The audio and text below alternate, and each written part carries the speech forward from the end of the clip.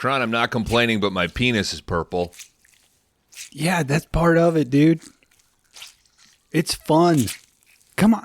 Mash it into the grape some more. I didn't say I said I'm not complaining. I'm simply stating a fact. I'd like to let somebody else know my penis is purple. How many times... When you say it like that, it seems like you're mad. No. Let me see. Look.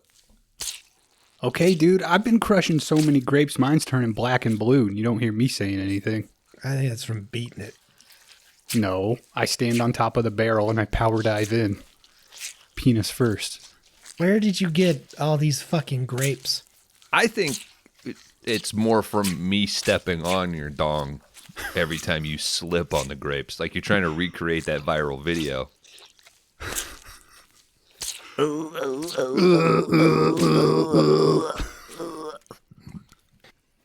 Thank God nobody's here to see this shit, though. Dean, Hello! Shit. Hello, can anyone hear me? Put your pants back on. Everybody put your pants on. I'm Is leaning someone into here? it. I'm lost. You locked the Please, door. I need help. Please. Hello? Hello? Oh. Oh God, thank God. I finally found someone. I've been here since October. My penis is purple. Check out his purple dick, dude. It looks good on you. Take Trying to get in on, you trying to get it on this new guy? Where'd you come from? Do you work here? No, I've been here. I got invited by an old friend of mine, and we were leaving. He walked out the door. I turned around, and it was gone. I've just been wandering. I don't know how long. What's been your... Wait, hold on. What's been your I favorite... know you guys, right?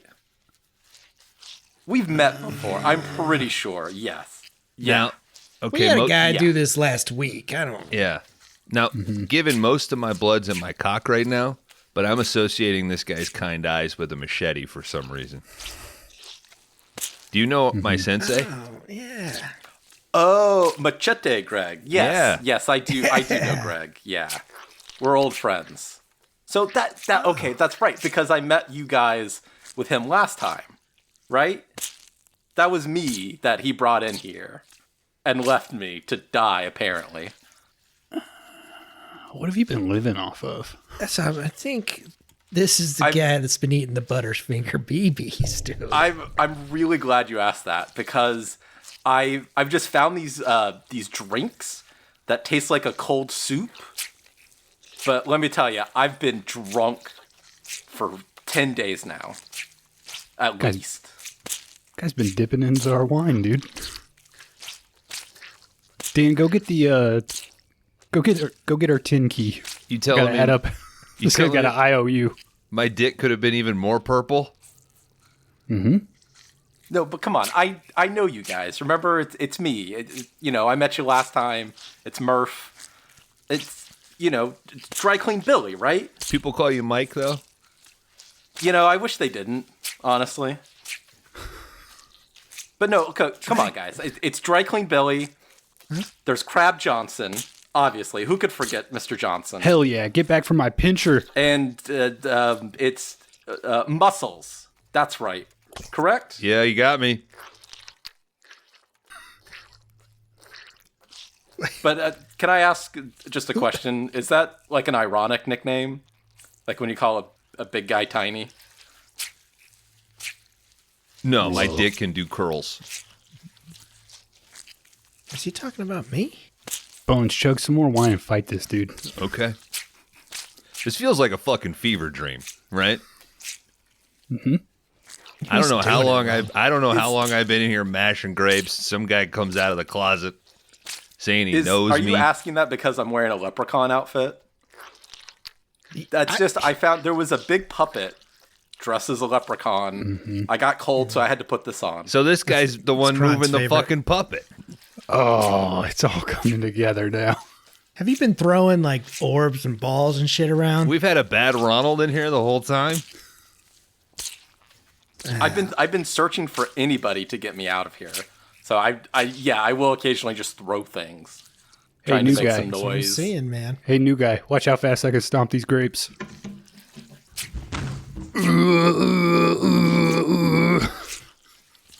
pretty fast. All right, new guy. Get in the tub. Start stomping. I want to throw a movie on. Reminds me of an older one. This week on 5 Day Rentals, Seconds.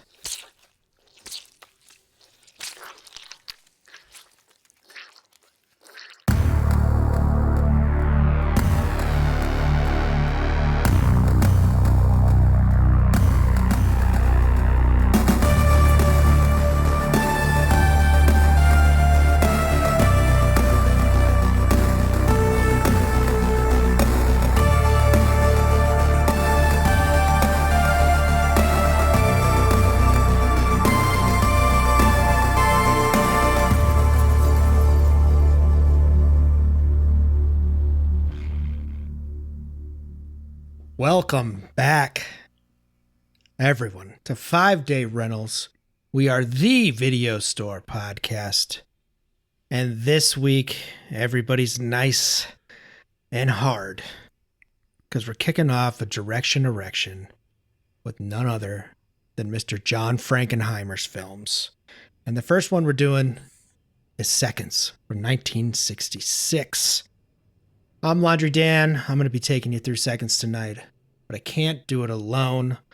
I'm here with my two guys, best buddies, best friends forever, that always have erections.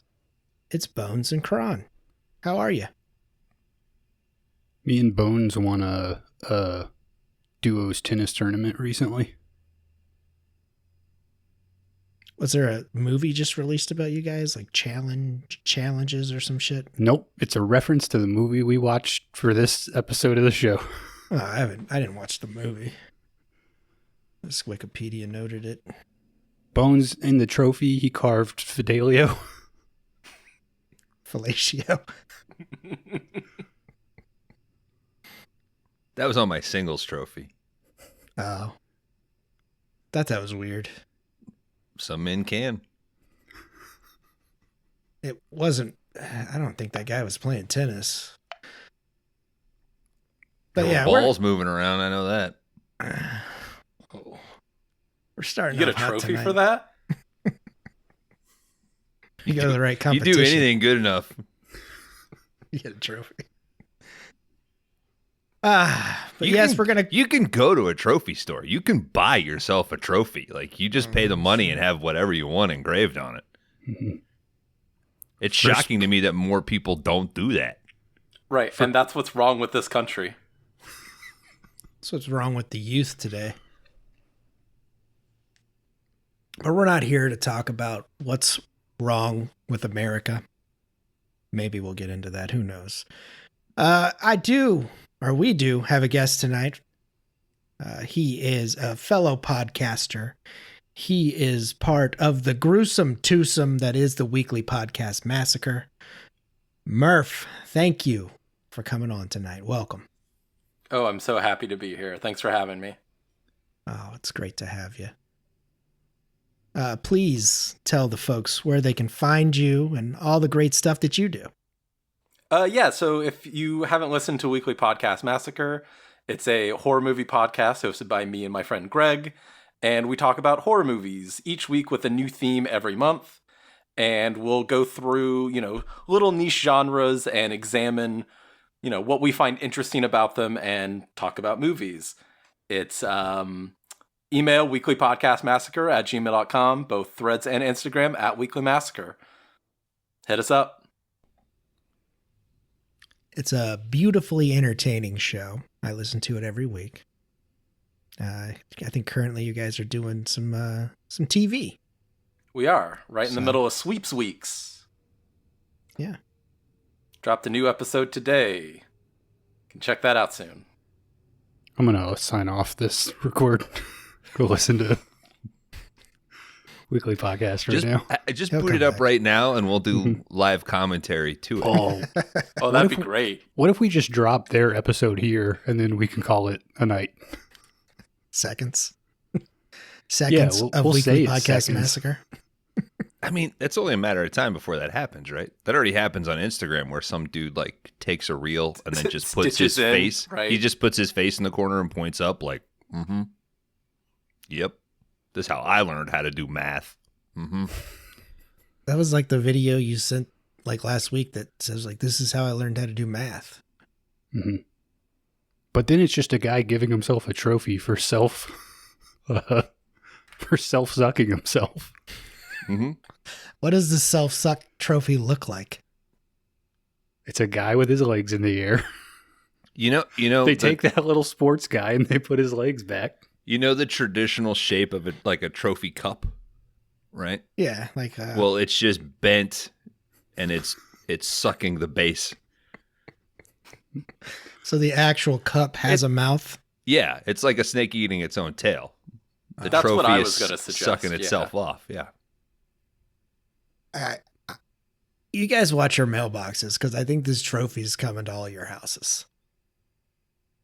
Well, I sure I'll hope I start get stretching first. right now. You don't have to do it. I'll just buy it for you. But please don't send me proof. Stolen valor, Murph.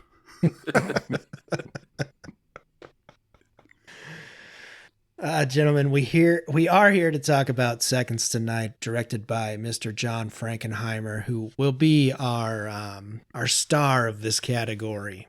Had anybody seen this before? No, No. I had not.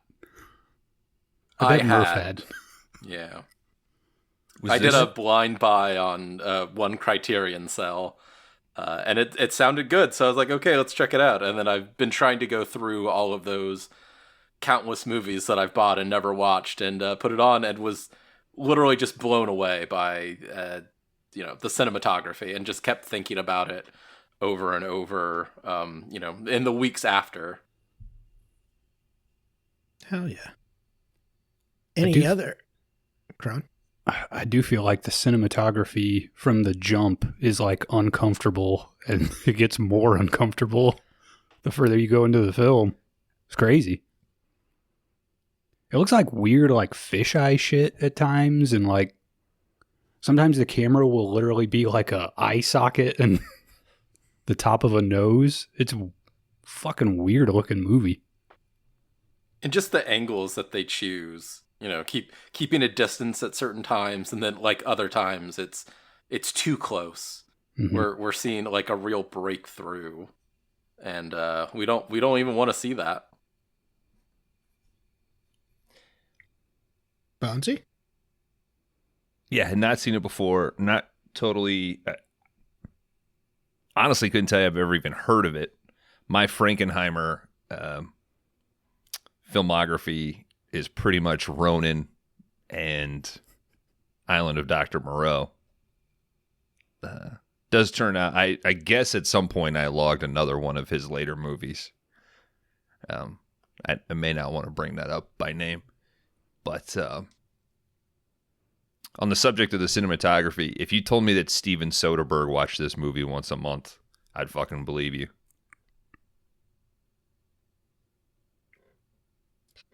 Yeah, but he couldn't do that on an iPhone, could he? I guess. You could do anything with an iPhone.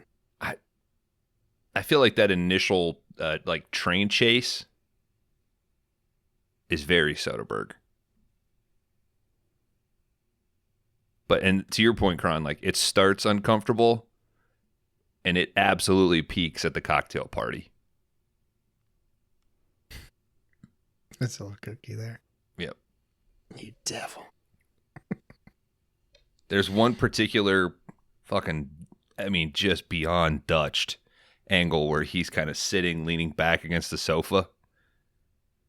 And it just, every time they cut to it, it's at like a different angle.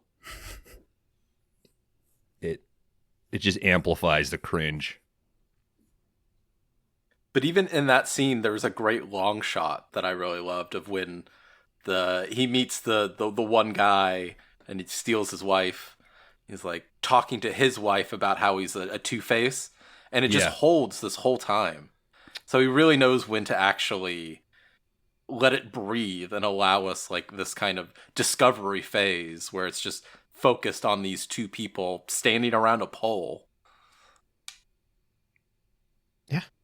Yeah. And he does it. He also holds really well in the offices. It feels very classic, very very by the numbers.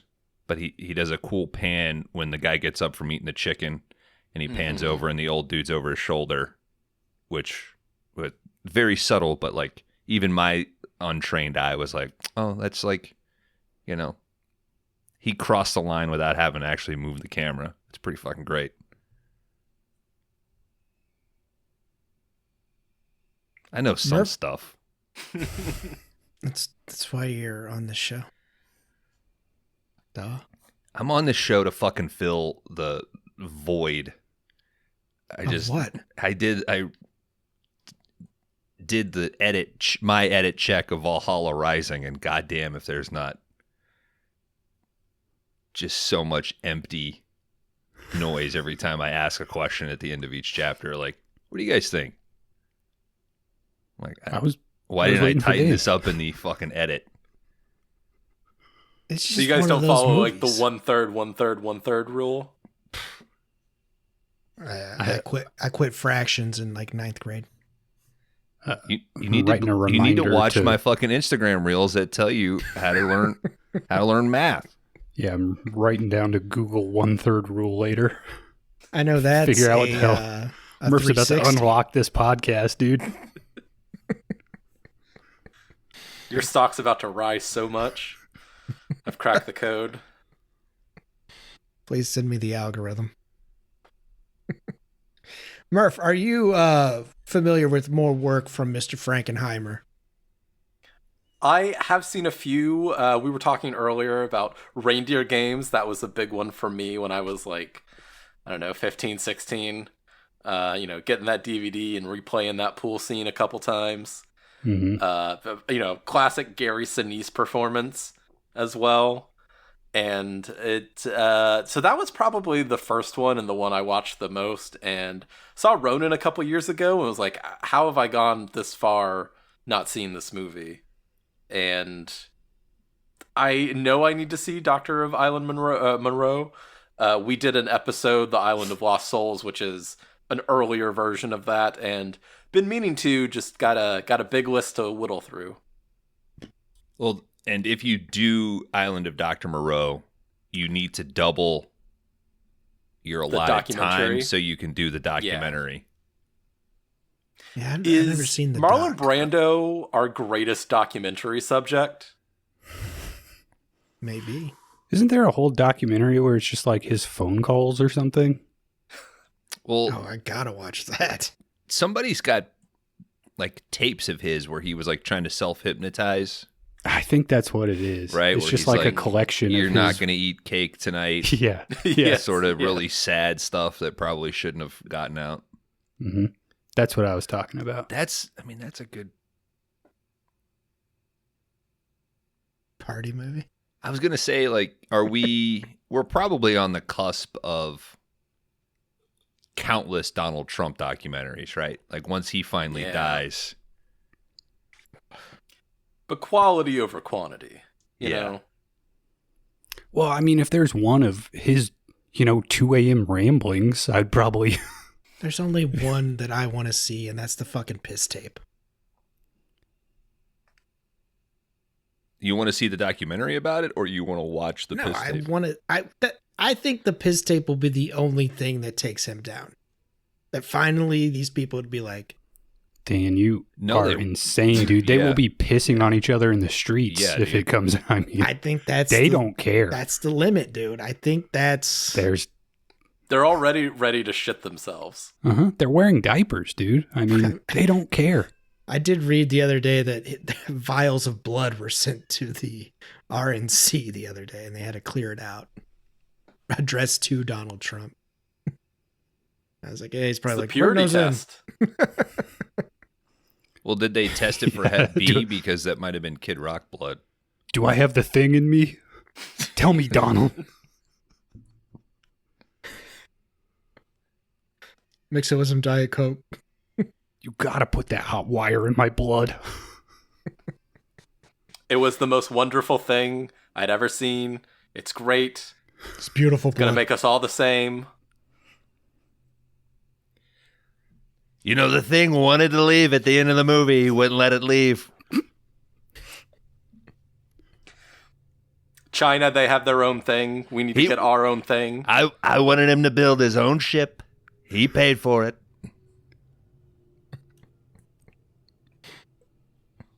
Fuck. You know, Kurt Russell, he's very smart. The computer couldn't pour whiskey on itself.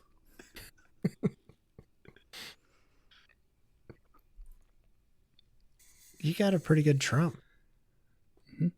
I think it's just fucking jet lag, man. Wake up at 2 every day. Did everyone in Europe want you to do your Trump? Oh, yeah. I walked with like a slight, 5-degree forward lean. And did the hands every time I tried to order. Kann ich haben eine bitte? Ooh. Really making us all look good. I like it. Mm-hmm. It's what they expect, Murph.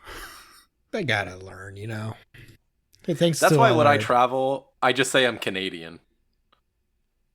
That's probably a good idea.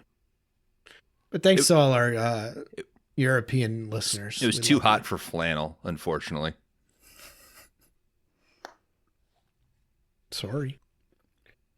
All right, gentlemen. We got to get to moving here on Seconds from 1966. This is Mr. John Frankenheimer's third movie in what they call the Paranoia trilogy. So this Manchurian Candidate. Oh, That's yeah, that's another a one. big one. Yeah. is the first one. 7 Days in May would be your second one. And Seconds would be your third one in the trilogy. Dan, can I ask a question? Yeah, sure. Well, you love the direction erection category. You've hinted several times that you wish Kron and I would take hint. Yeah. And do it, and maybe I will someday. But if you keep doing it, why do I need to? And Kron's Yeah, too busy doing revenge. You don't do sequels. my categories. Why do I need to do yours? Yeah. But what prompted the Frankenheimer? Because when I look at the his filmography, I think, wow, this is definitely loaded towards Dan. Is that the point? I think the filmography of Frankenheimer is spread out enough for everybody, I think. Dan watched all these in the last 2 weeks. I watched a lot of them. Have you watched all of his filmography? No. Some of his, I was going to do some of his TV movies, but I was just, other shit came up, so.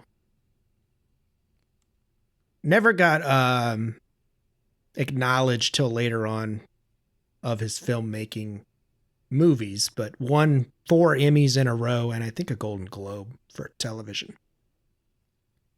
Well, we kind of talked about it, I think, on the last episode, but he was like a cleanup dude, right? Like they would bring him in to like fix movies that weren't working. Isn't that right? That's kind of what he did on Island of Dr. Moreau. Mm-hmm. But going back to Bones, why do you think this is geared towards me?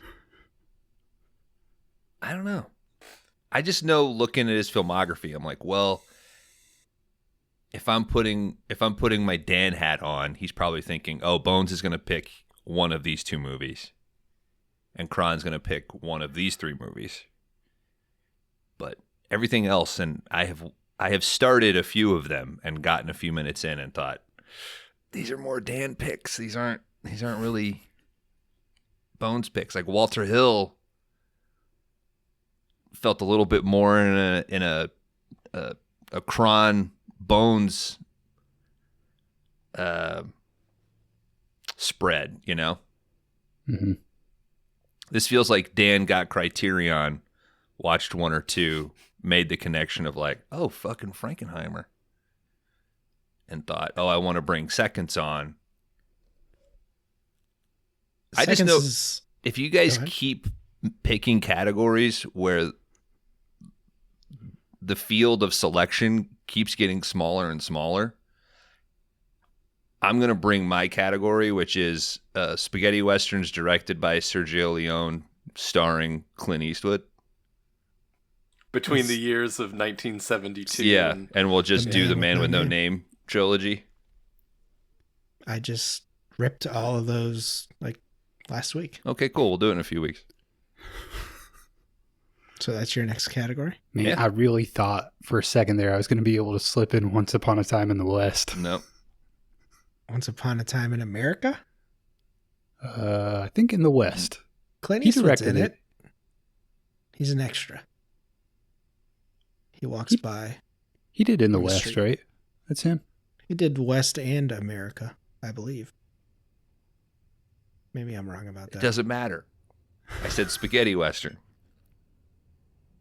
Well, You keep Once pushing Upon your a Time luck. in the You keep Once Upon pushing a your Time luck. in the West would still And work for that. I will make the category Anton Fuqua action movie starring Denzel Washington where he plays an equalizer. Training Day. No, he's not an equalizer in that. He kind of is. No.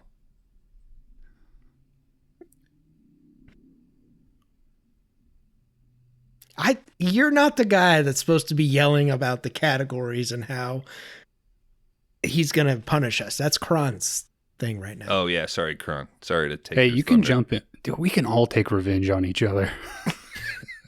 Murph, I'm I'm sorry. so glad to see this live. This category has came up because there has been some talks about throwing categories and all this. So I felt like maybe a category where it narrowed Mhm. Yeah, it the selection was a kind of a neutral thing. it was a preventative move for me to pick a movie that doesn't apply. You can't deny that Frankenheimer doesn't have some good stuff. I thought about picking the General's Daughter, because he's an actor in it. Oh God, that's what Travolta, isn't it? Mm-hmm. I remember. I think that I saw being that one in terrible. theaters. Yeah, that's the one I actually. always confuse with Basic. Yeah, I just maybe I am rewatched getting Basic. it confused. Oh, are you doing the blank check? I was, yeah, and it scarred me. It'd been so long, but I do, again, pretty sure I saw that one in theaters. Yeah. I might have seen Basic in theaters as well. That was a rental, definitely in my house. But we're not here to talk about Basic. But yes, Bones, that's why I chose this category, was Okay. to kind of narrow it, neutralize, maybe, but here we are. But here we are again. But I think it But is a it's- fun category. So go ahead. Yeah, Mark. yeah. It seems like, Dan's trying to put some regulations on this podcast. And Kron, as a well-known libertarian, is just upset about this. Mm-hmm. No stop signs. Whoa, whoa, whoa, whoa. Pick whoa, whatever I want. Whoa, whoa, whoa, whoa, whoa, whoa. We just came out of a pretty famous, the most restrictive category ever. So No, we didn't. I have read a yes, we list did. of 40 movies you could have picked. Kron is a fucking boomer when it comes to this shit. Grew up smoking No. pot, went to college for $200 a credit, and now he's like, no, we're not doing any debt forgiveness. Okay, he read Atlas Shrugged at his dentist's office. You'll get yours, dude. Don't Come on. worry. Kron has the next category, right? Yeah. Mhm. Fuck. Keep doing it, dude. We will do the fucking Eon bonds. I will hold you to. I will.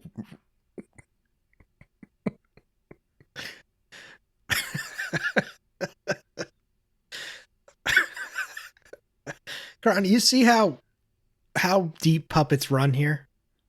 I don't know why anybody's mad at me. I picked a category. You guys went off script, and now you're mad at me. You did the wrong thing. Don't be mad at me. We have a guest on tonight. The problem was you took it off the pod and you took it to the people, and that's where you went too far. Oh, I'm sorry. There's a grassroots movement that supports the kind of stuff I'm talking All about. right, dude. Obama. Gentlemen, we're not here to talk about puppets. We're here to talk about John Frankenheimer. We're here to talk about Seconds from 1966. And please look at my box and rate it. Guys, I will let you know. Average user rating on Letterboxd right now, 4 seconds, is a 4.1. Kron, would you like to lock in first? I'm back and forth a lot. I'm gonna give Dan a 4 on seconds. It's a lame move, but I'm going to do the same. Murph. I'm going to risk it 4.5. Ooh. It's the other number I was between. You got it. You got to think about that Dan handicap, though. Like I want to get that spread going. Mm-hmm. Don't make fun of my disability. That's not what it was. A golf term. We're talking trophies and sports and stuff. Oh, yeah. Yeah, gather your friends around who are listening with you and bet on who's correct. You said earlier that Frankenheimer won like 4 Emmys and a Golden Globe? Yes, sir. Like for real, or did he go to a trophy shop and just buy them? I mean, I think for real. TV, he started in live TV, so.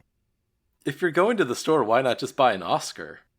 Yeah. Like, don't cheap out once you're in that there. Shit is controlled, dude. It's all about marketing yourself. I think they've got them in little gift shops. Well, a little guy, but that original mold, yeah, dude. Shit's guarded by the Secret Service. You guys want to know? I'll send you an Oscar, okay? I've got an Oscar, but he's got his legs up, self-sucking. If we ever win one, is that your request? That your Oscar has to be self-sucking? Dan, I would bet every dollar I've ever seen in my life that none of us will ever win an Oscar. Now I kind of wish like Bong Joon-ho had done like, a 69. I was just thinking. Instead of kissing them, Yep. Yeah.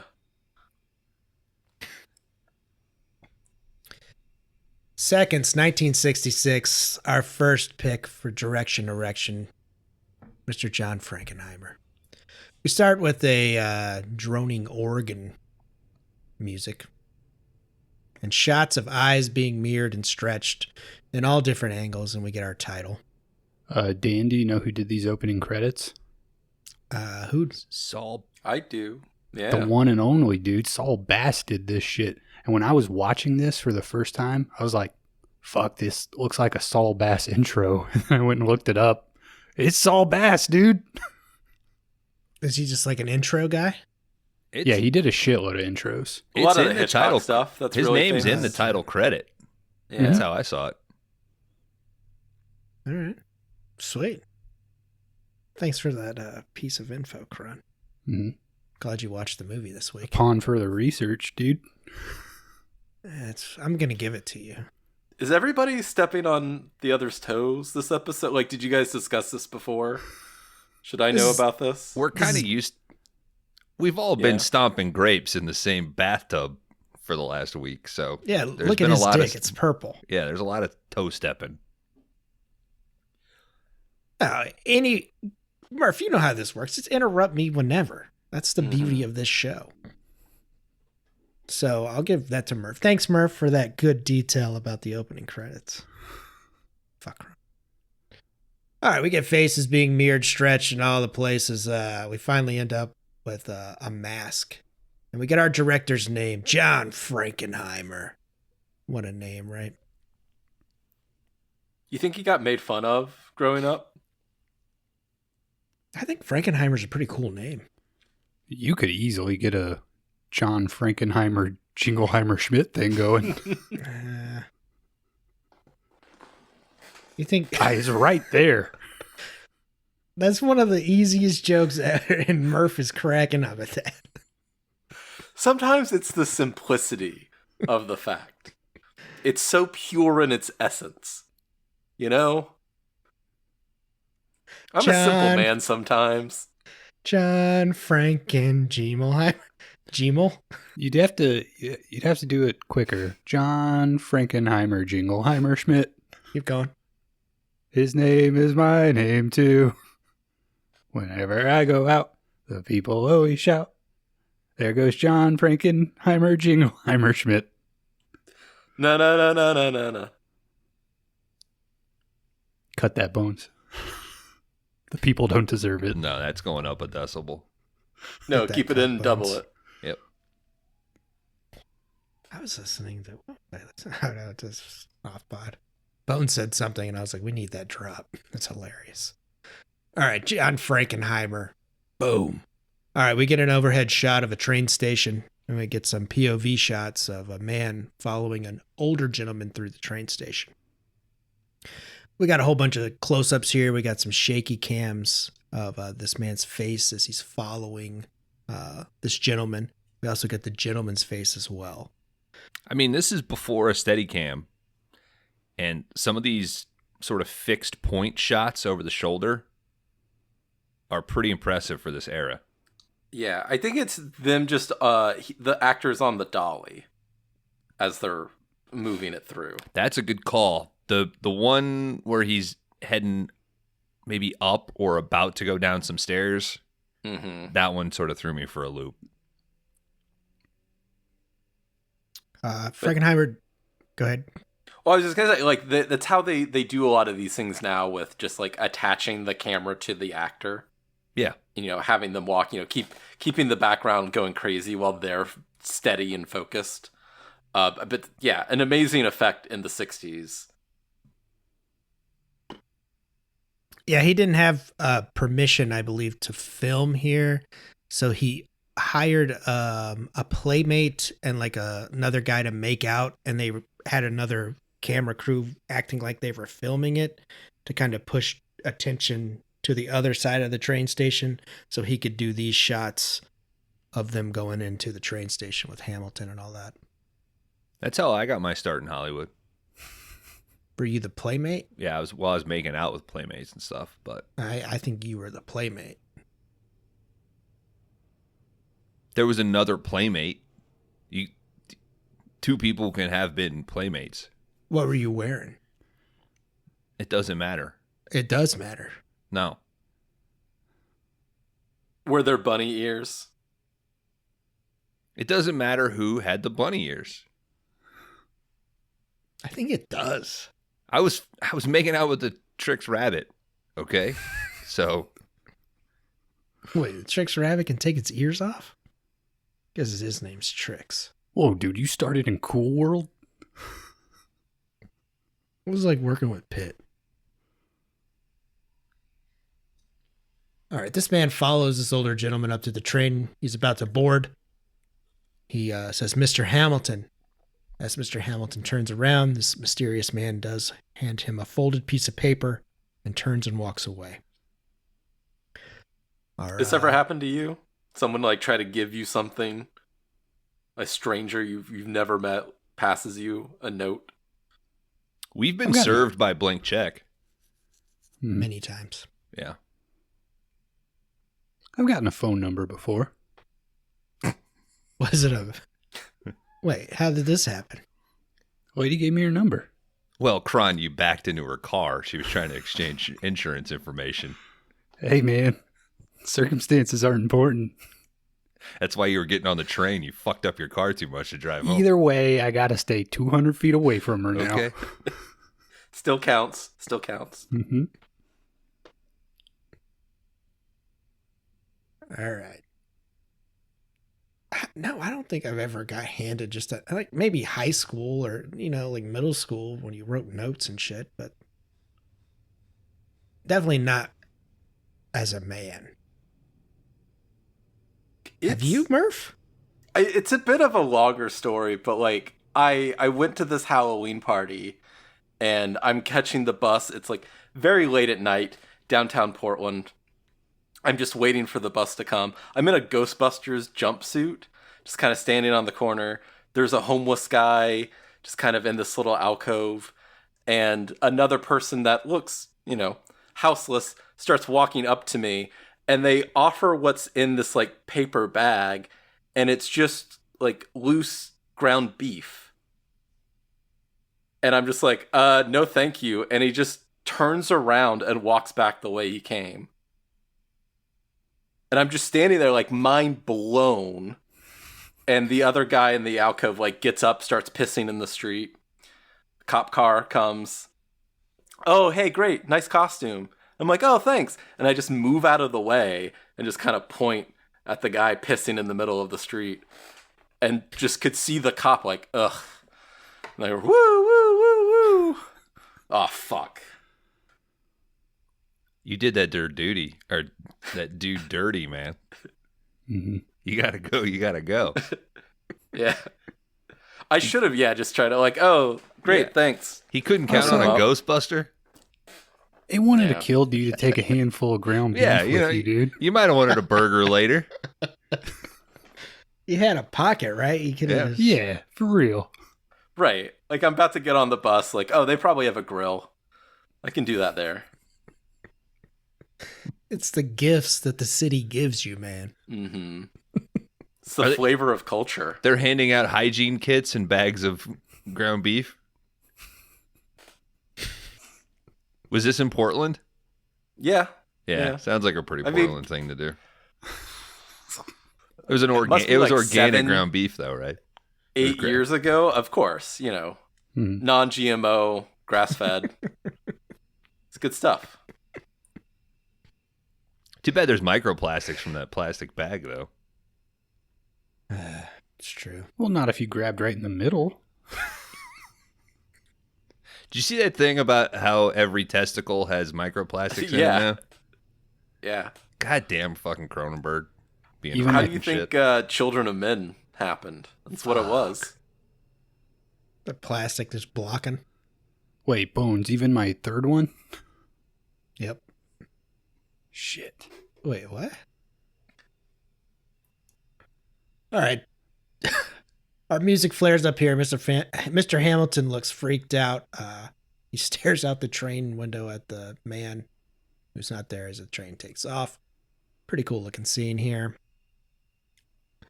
Mr. Hamilton opens this note, reads it, puts it back in his pocket. He does take his seat. He tries to do his crossword puzzle. He opens the note again. It says 34 Lafayette Street. He's clearly upset about this. Off the train, his wife picks him up. They head home. She says they got a letter from their daughter and that she's doing great. Something about her husband starting his residency as a doctor or some shit. She did really well. She does ask about the phone call that he got in the middle of the night. He says it was just a crazy prank. It was nothing. They're trying to sell me ground beef. Mm-hmm. Keep telling them, no, I don't want it. I know it's free with, when I buy 7 meals, but I don't want it. What was the Omaha Steaks? It was just Omaha Steaks. Promo code seconds. We won that tennis duos tournament together. We ate the ground beef out of a plastic bag. You remember?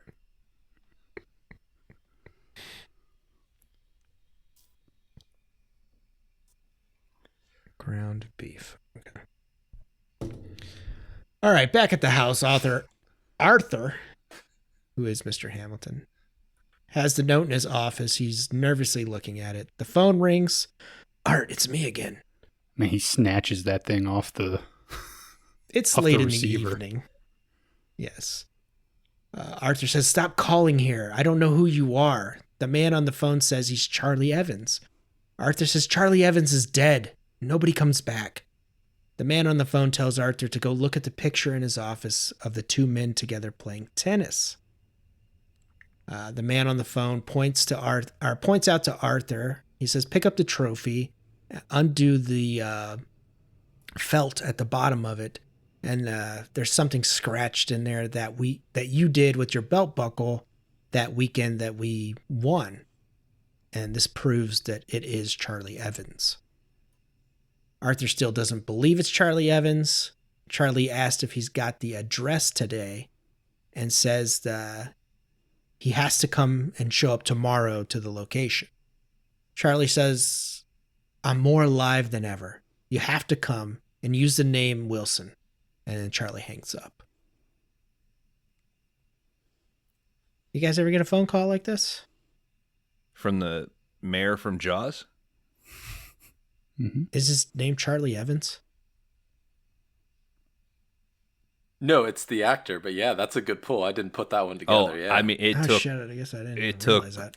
like the first sentence, and I was like, "Holy shit, that sounds like the beaches are open and everyone's having a wonderful time." I was like, "God damn!" And then when they show him later, yeah. it kind of ruined the reveal when he's sitting there. I was like, "Oh fuck, that's the guy who called." Oh, him. he must come back. Yeah. Yeah. I hear sometimes they come back again. I don't know. I think it might be fun to get a phone call like that. Middle of the night. Oh, it's this dead friend. Ooh. My wife got a call one time from a guy. Well, he left a message and he was like, I've been trying to call you and tell you that I'm your real father. And like said her name and everything. And she was like, what the fuck? So she like called it back the next day and he's like, oh no, that's not you. But I was like, what the hell's going on? They were like, that number's been disconnected for 20 years. Ooh. Stop crying. I'm getting scared. My real daughter would have answered the phone and not sent me to voicemail. Yeah. I pay for this phone, goddammit. I expect you to answer me. That's why I'm calling. Does family plan mean nothing to you? I need to get off my plan. You guys remember when you had to pay a deposit for like a cell phone back in the day? Like they did like a credit check on you and shit. You don't remember that? No. Never Pretty sure happened. they still do that now. Look at this. Never Two guys who their parents paid for their cell phones. Fucking Brewster's Millions over here. No, it's just never happened with Mint Mobile, dude. You got Thanks to- $30 in your pocket? It's Mint Mobile. You have to bring the phone to them. Promo code 5DR. I wish. Back at the house, Arthur has the note, blah, blah, blah. Charlie Evans is dead. We all covered that.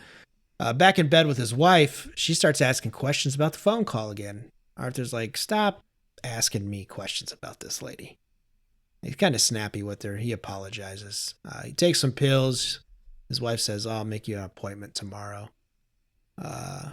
She does come over here and try to give him a little hug and a smooch, but he's kind of just freaked out about the phone call, I think. Yeah, they've got like a Roger Moore later Bond era type of kiss where it's just sort of like closed mouth. You're barely sort of touching. I think she's trying, but he's not. Oh, yeah. Look totally normal to Right. me, dude. Yeah, that's what I was going to say. Was this confusing to you guys? I think you guys are usually more the impotent rage type. It's just how I kiss. I don't know. That's how I do it. I was just kiss weird. thinking about like, the era when a couple would sleep in separate twin beds. Oh, let's bring that back, please. We got to. Please. Then there's no question. If she gets out of her bed, crosses the 8 feet, and sits on your bed, you You're know getting it. it. You know it's on. What do you push the beds together, or you're like, well, I guess think I'll, you got to get I'll a lay in third the bed. wet. Yeah, I'll there's lay in the yeah. wet spot. Yeah, there's a sex bed on the other side of the room. Mm-hmm. Yeah, because I don't want to lay in that wet It's spot. a Murphy bed that you fold off. It's what the chaise lounge is for. But yeah, a Murphy bed works too. A Murphy chaise lounge. You can't really Is have that- pillow talk if it's a separate bed, though, right? You are kind of yelling across the room. What is pillow talk? Yeah, and you're screaming, shut the fuck up across the room. Yeah. So I'm trying to fucking watch Instagram Reels. Shut up. I'm trying to learn how to do math.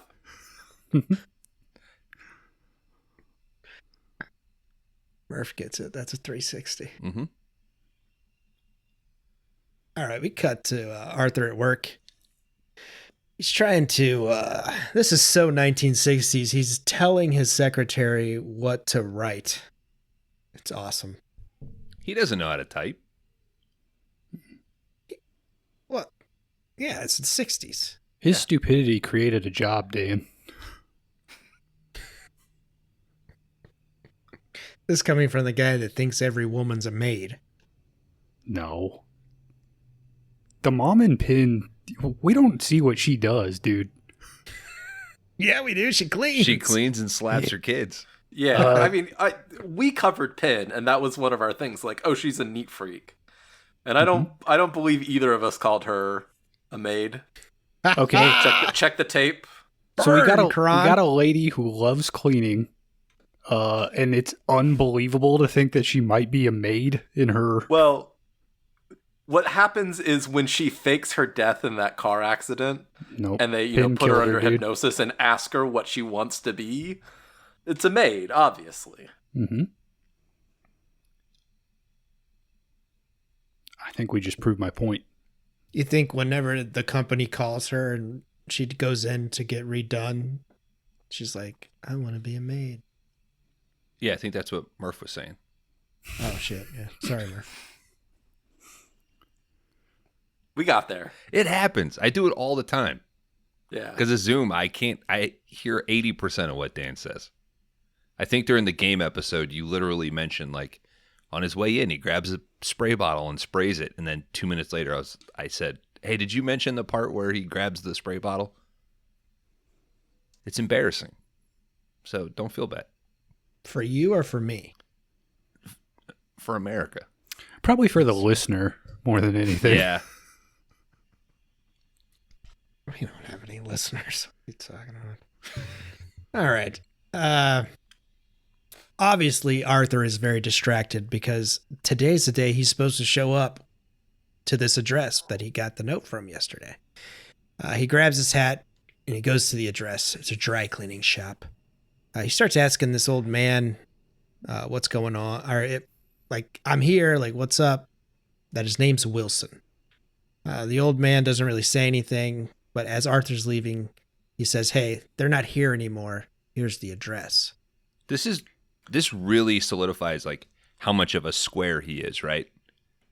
Because this whole operation has been pretty clandestine, right? Somebody passes you a note and fucks off. You're getting late night calls to just walk into the place and just say, like, I'm fucking here. Like, you never bought drugs. Like, you never had, like, subtlety with, like, hey, I was given an ad, like, he just walks. He's like a foot from this guy in an A-frame shirt steaming something and starts screaming, like, I'm here. Fucking entitled dude. You think he doesn't believe any of this shit? Like this ain't real. I don't think he would have showed up if he wasn't intrigued, right? Oh yeah, I was gonna say at least he's intrigued to be like somebody's fucking with me. Right. And it's a mind game, getting taken to a place that's a laundromat. So Dan, I gotta ask, like, any relation to this guy?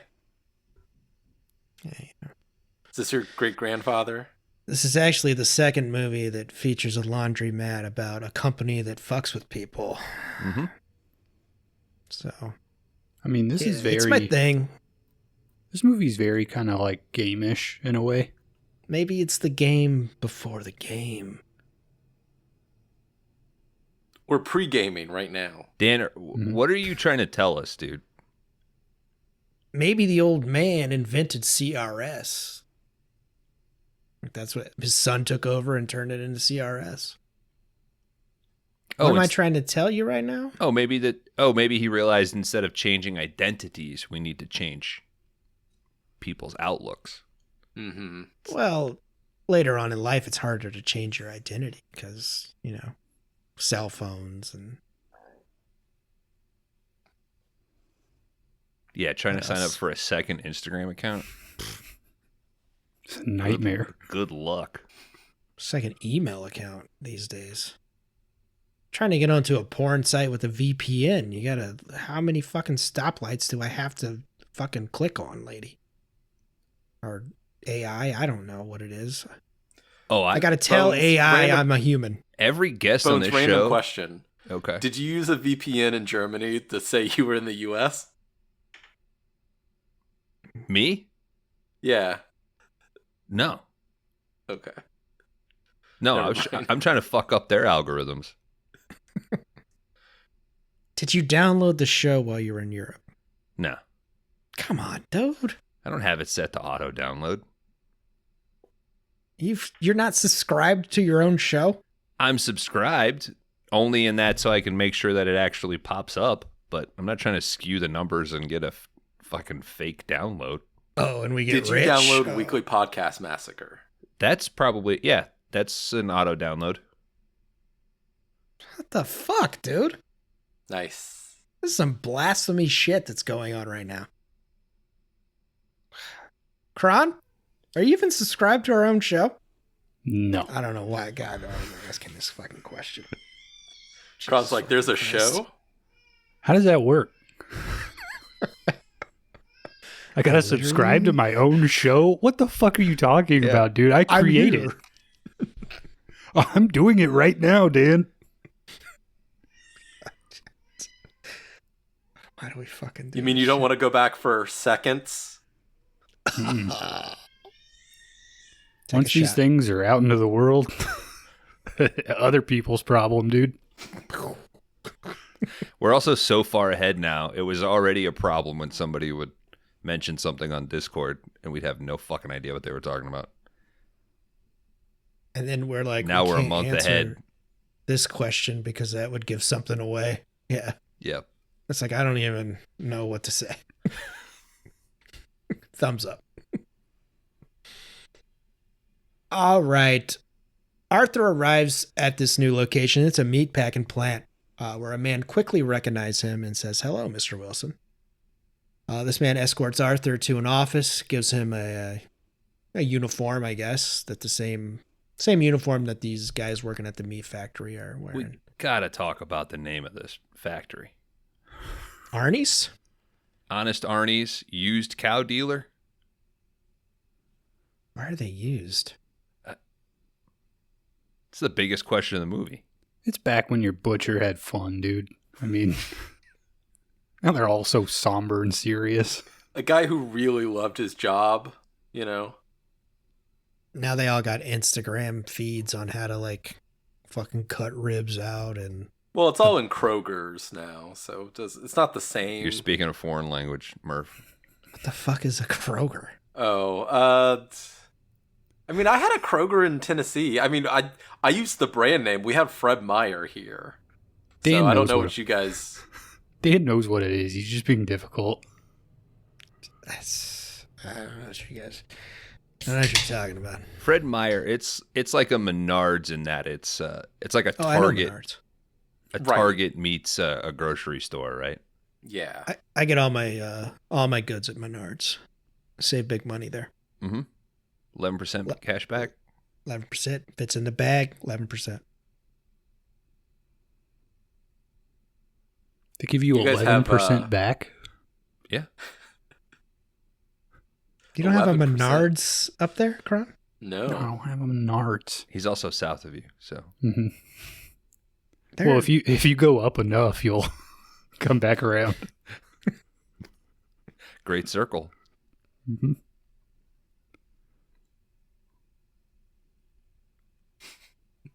Do you guys go to Lowe's or do you go to Home Depot? Lowe's. Lowe's. Lowe's is closer. So Lowe's. Murph, where are you getting all your home improvement needs fulfilled? I live in a studio apartment. I have nothing to fill. Again, the last thing I did, we do have like an independent hardware store I went to around Halloween. I needed some stuff, so I guess that would be A the hatchet? closest. No, I was trying to put my Ghostbusters proton pack on a frame, so I needed the proper screws. And I learned a lot about screws in a short amount of time. It's Yeah. a fascinating world, those hardware It stores. is. Do So they have your a stick? Do they have a shop st- cat?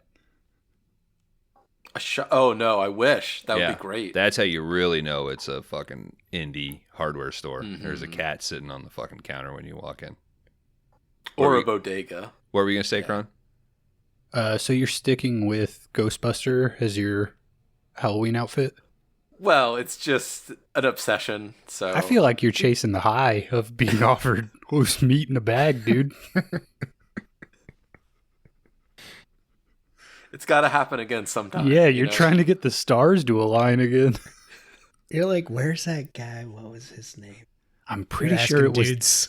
I'm pretty sure It's it like was it was this a bus cheat stop. code, and I passed on it. Mm-hmm. Free food. Bones, that's like OG Red. Fuck.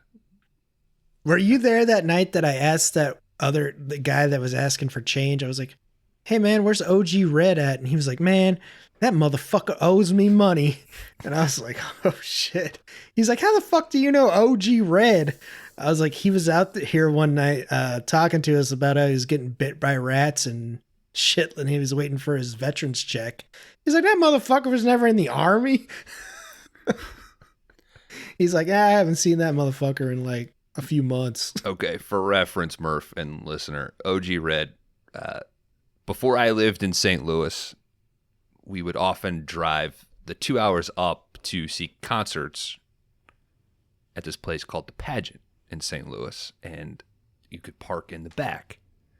And the obstacle course when you leave the pageant is a whole line of unhoused people playing trumpet, all sorts of shit that are trying out there, like busking or asking for cash.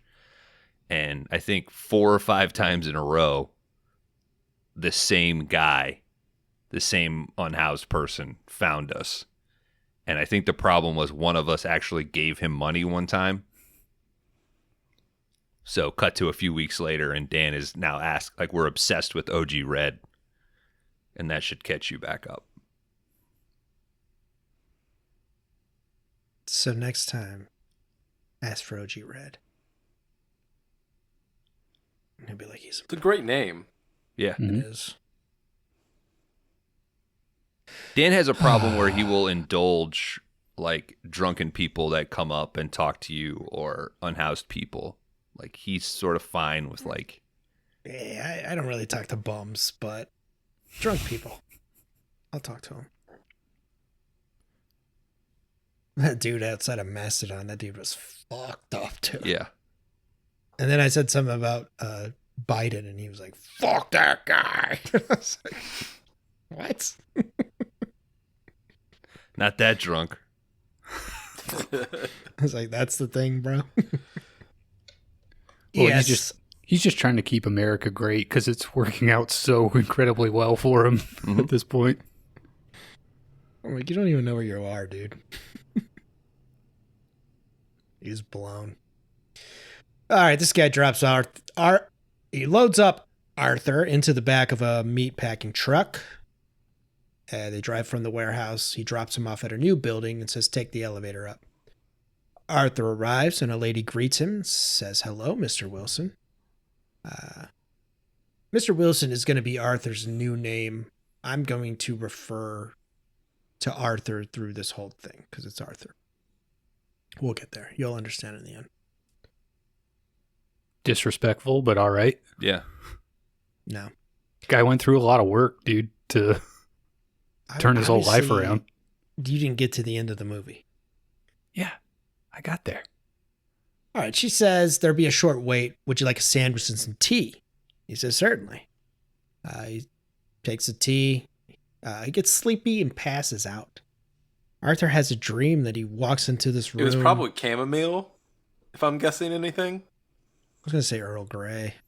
No, well, that's got some caffeine in it, I think. I think Does it? simply sleepy time tea would be the answer here, guys. You just like the bear. You know a cult runs that? A cult runs Sleepy Time Tea? Yeah, with the little bear. What cult? I don't know. It's a cult, though. I read an article about it. It's fucking wild, dude. This is coming from the guy who's sending us New York City mudhole fucking clips. It's Mud Flood, Dan. Mud Flood. Murph, I found this guy on Instagram, and he just goes around New York. And if, like, literally, this is it. If there is a door that you have to take steps down to get to the door, Oh, yeah. he's arguing that is evidence that the earth was once flooded with mud. And all of his videos are just him. He'll zoom in on a door and he'll go, mud flood. And Murph, we've been dealing with this for 3 weeks. I've lived in one of those before, so yeah, I know exactly. I know that feeling. Feel like a sub-creature. Mm-hmm. A mud flood, I guess. I now know what to call it. You're living in ancient mud flood buildings, dude. But the whole theory doesn't even make sense. Why would you put a door below ground level if you're worried about mud flooding the earth? No, I think he's saying that it was at ground level at one point. Oh, like the ground has come up now? Then it flooded, and then they just repaved a new street. Okay, I'm back on now. Okay. I believe this guy.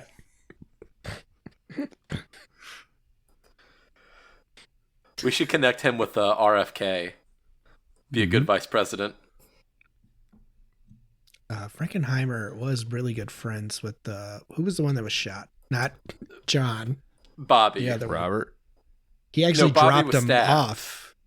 No, there's one that was shot because Frankenheimer dropped him off at the hotel or whatever that evening when it happened. I know. Hey, don't get shot in the head, all right? It wasn't John. Bobby was also shot. Did you say he was stabbed, Murph? Bobby was I shot. thought he was stabbed. No, he was He shot. was I'm shot completely at wrong. a hotel. Yeah. Yeah. That I knew was it was the at a hotel. Anthony Hopkins movie, right? Bobby? Damn it, Bobby. No, it was wasn't that Estevez? Emilio Estevez directed that? Oh, he directed? I thought Hopkins was in it, wasn't he? He might be. Or you're confused with Free Jack. What the fuck is Free Jack? That's a good pull. That's an Anthony Hopkins, Emilio Estevez movie.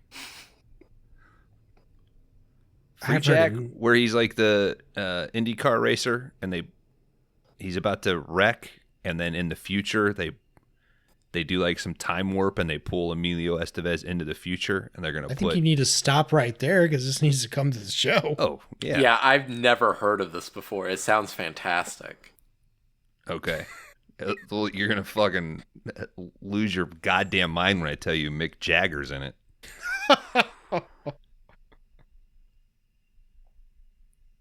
Start me up. Because I'm there. Okay. Put it under my thumb. 2 more.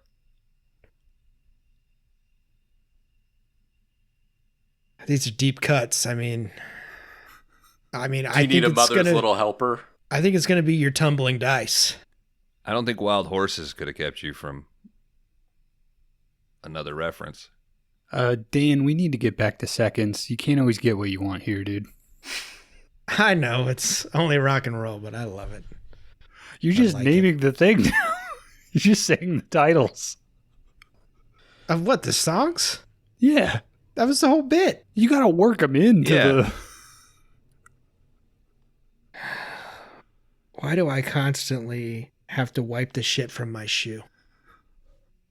There's another deep cut. Well, if you got shit all over your shoe, you can use it to then paint something black. Murph, you got any more? No. Okay. He's too sweet to continue the bit. You know, they call him Brown Sugar. up there. No. He'll hit us like in 30 minutes, I'm sure. When the whip comes down. See, I don't know if that works with the thing you said right before it. What? I was trying to get my shit to go off, but it wouldn't. No. All right. It's not tonight. Shit. Murph, we apologize in advance. No, I'm said that sad I upfront. couldn't remember any other Rolling Stone songs.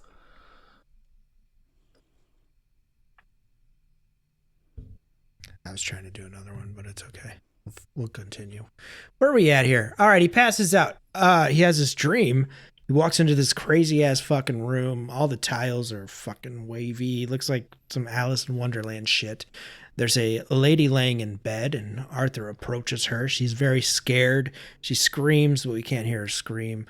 He kind of just falls on top of her, and that's about it. That's all we see. Very suspenseful, though. Arthur shoots awake. He's very startled. He starts to walk around the building trying to find a way out of here. He opens the door. There's a whole bunch of men watching TV, reading books, got headphones on and shit. He asks one of these guys, "How do I get out of this building?"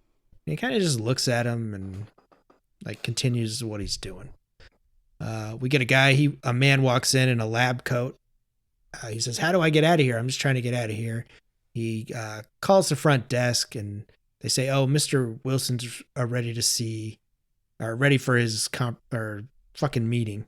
Send him up to see Mr. Ruby." So he leads him to the door. He walks into the other office. He meets Mr. Ruby. Mr. Ruby starts going over Arthur's death with him. Arthur's very surprised at this information. Doesn't really like it. Ruby starts explaining the process to Arthur. He says that a lot of plastic surgery is involved.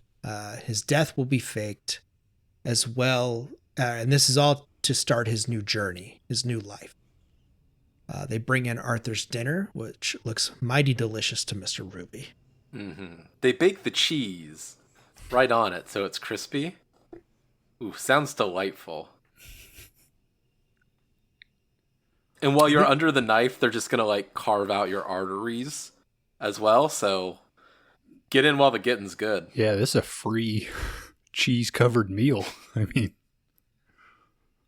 that was my question. Like, you still are your age. Yeah. I feel it's one of those things where if you start digging into it, it just leads to more questions. Well, that's what the rehab's for. So like they get you in better shape so you feel younger. Yeah. And you look younger. It's all about the mental aspect of it. And cheese-coated chicken is technically keto. So. Wasn't Keto like a dude in Mortal Kombat? Yeah. Cool. Hot to gun! I don't think you're supposed to eat before surgery either. Had we not figured that out? 66, man. That's doctors. I'm surprised we didn't see him smoking cigarettes. People were aspirating all the time on the operating room. It was like, germs. It took them so long to kind of realize what they were doing wrong. Mm-hmm. Surgery takes its toll on the body. You better eat a porterhouse steak before you come in here. And a bottle of bourbon. Yeah, it's back when surgeons used to lick their fingers to clean the blood and shit off. Mr. Ruby eventually makes his way over to where Arthur's sitting and asks if he can eat the dinner. Arthur says, "Gladly, sure, go ahead." Ruby does explain that he will get new fingerprints, a new voice, and he asks advice on what he thinks how Arthur should die. He starts to give off some scenarios here. He says everything is very, very carefully staged. He says an accident is the easy and most cost-effective way for this. Ruby says, think it over because it's very important. Now, this Ruby dude, the way that he's operating, do you think that this is just weird for weirdness' sake? Or do you think that there's some pushy used car dealer in the sales pitch here? Like not really letting him answer any questions, like asking open-ended stuff, being sort of forceful, Eating his free dinner. Yeah, but he's taking everything. But never really quite laying out what this is, right? And then as we come to find out, he's been sort of pushed into this by his friend. This wasn't something that they sought out, but so you guys were nodding. I'm guessing you take it as the latter, that he was they're just trying to get him through the process. Yeah, I think a lot of the stuff with this group, what do they call it? The company. The company. I think a lot of the company is just like a, commentary on capitalism in a way. Because there's like a whole part where the old guy, who I'm sure Dan will talk about in a minute, later he kind of says like, yeah, this doesn't really work for anybody, but we've got shareholders and like it just gotta seems keep like trying. Yeah, it's like this thing that they all acknowledge it doesn't really work, but we got mouths to feed now, we got people to pay, so it's not a we just perfect keep system, doing but it. it's the best system. Mm-hmm. I think Ruby maybe is because he doesn't get him to sign. So maybe he's the first line to see if they'll just sign off real quick. And then maybe the old man comes in to kind of play that old man father guidance. Yeah, he's that guy when you're trying to buy a car that your main sales guy like goes and gets. He's like the closer, the right. sales lead that sort of comes in, and he always got a fucking pen, and they circle the 3 options. You keep that. You keep this one, all right? You take that one with you. You want to take it home for the weekend? It's Friday. Why Yeah. don't you just take it home for the weekend? And I'm like, your wife is included too, right? That's where you get them. That's how you get kicked out. But I mean, Kron's right on the money. It is just like such a commentary on capitalism, advertising, telling us like, oh, you want to be younger, like you'll do anything to get there, and we're the ones that can provide that to you. So just trust in us. It's a little greasy, but we have the results, and it's not till you get into it and you're like, oh, this is a lemon. Mm-hmm. It's just a grass is greener type of situation. Mm-hmm. Yeah, when she got in the car, I was like, this is a lemon. Like, you need to leave. You're ugly. Yeah. Like, I thought I would be so much happier once I had that Furby. And then once I had it, I realized, like, it didn't solve all of my problems. Or clean my house. Right. Not yet. I mean, AI, man. It sounds like you meant to buy a Roomba, not a Furby. They can't clean unless you have 3 Furbies, Murph. You haven't bought enough of them yet. Furby Roomba fucking trademark on that shit. All right, Ruby's colleagues, they come in. They throw in some paperwork. This is pretty much Arthur's will and all that shit. Ruby reads over it. He's like, hey, you got a good amount going to your daughter and your wife here. They'll be fine. And you also got a large amount going to your new life. So you're pretty well off here. Ruby does offer Arthur a pen, but he does not sign. He does say also, like, oh, the company will take total control of all the rest of the finances and dole it out to you as needed. We keep it as a collective pool. So that's probably also how they make money, too, is they have all that pool of wealth, and then just the interest alone generating wealth itself. Yeah, because he's a pretty successful banker at this point. He says, I'm about to be president of the bank, actually. Well, in his obituary, it says noted banker. Mm-hmm. Which I hope at least, when my obituary comes, it says noted wanker.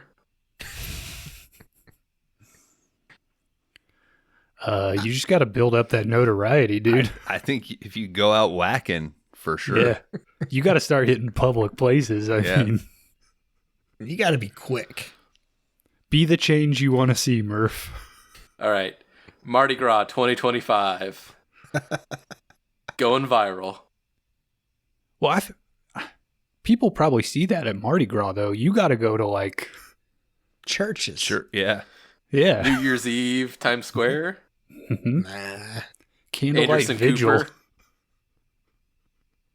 They might help Vigil. Yeah, Candlelight Vigil. Start there. The next tragedy that happens. Oh, God. Now I know where to book. All right, these men, they turn out the lights. They pull down a screen. They show Arthur the dream that he just had about him falling on this lady while she was screaming. I do also love he kind of, slags the camera guy. It's like, it's not the most professional footage, but it gets the job done. Well, also, you said it was his dream. I thought, like, they drugged him with the tea, and then he stumbled into a room and, like, Yeah. Fooled around with a lady. So now, like, all the sales tactics haven't worked, and they're like, well, we got this video of you banging this chick. Like, you want to play ball now? Well, they said it's much easier to go forward when you can't go backwards. Mm-hmm. They said they didn't hurt her, or he didn't hurt her. So I don't know about banging. Yeah, I guess I just thought that you thought it was, like, still a dream scenario. Well, that's the way it looked from Arthur's point of view. It's the way He it's woke shot. up in the Mhm. office. Yeah, so they do stylized. They do cut back to him on the couch, still asleep, like intercut with all that going on. He's very sweaty when he wakes up, too. It's 66. Do we have air conditioning yet? Well, that I still don't. probably just paid someone to, fan them. Could just be a hot sleeper, man. We exist. Fuck. Hey, think I'm a Bones, hot right there sleeper. with you. I'm a hot sleeper. I Kron. don't like it. I don't. Well, you like wake up sweating? No, I mean, you just run hot. Like, I mean, I guess a little. I don't like wake up sweating though or anything. But I'll throw a leg like out of the covers. Yeah, you got to self-regulate. Mm-hmm. I don't even, like right now, I start with no covers. Just fan, You don't even do the sheet. no, we don't have a sheet. We have a comforter and then a fitted sheet. No sheet? No Come sheet. on, dude. Sheets are shit, bro. I mean, don't do no. a sheet. Yeah. It's just a do it. fucking. That's what a duvet cover's hassle. for. Yeah. No, the sheet is for the summer. Then you at least got something, but it's not a whole fucking blanket. A No, blanket it's just and a to be sheet's too hot. civilized. Nah. It's a Yeah, sheet. Fuck that. No. Fuck the sheets. Put Murph on Team Puppet, dude.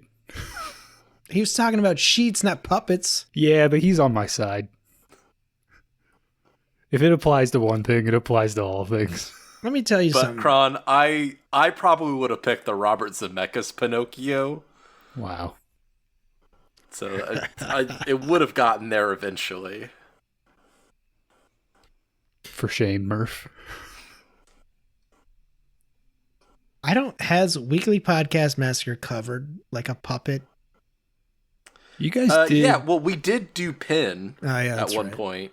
And Well, then we and had you our did Christmas some kind special. of Puppet Master thing. Yeah, we did our Christmas special, which is Puppet Master versus Demonic Toys. And it was so bad we pivoted to Puppet Master versus Demonic Toys versus Alien versus Predator. Which demonic toys did we do, Bones? Doll Man versus demonic toys? Well, we also did Demonic Toys and Doll Man and Bad Channels. Bad Channels. So we did. That's the episode that we did for movies. One episode.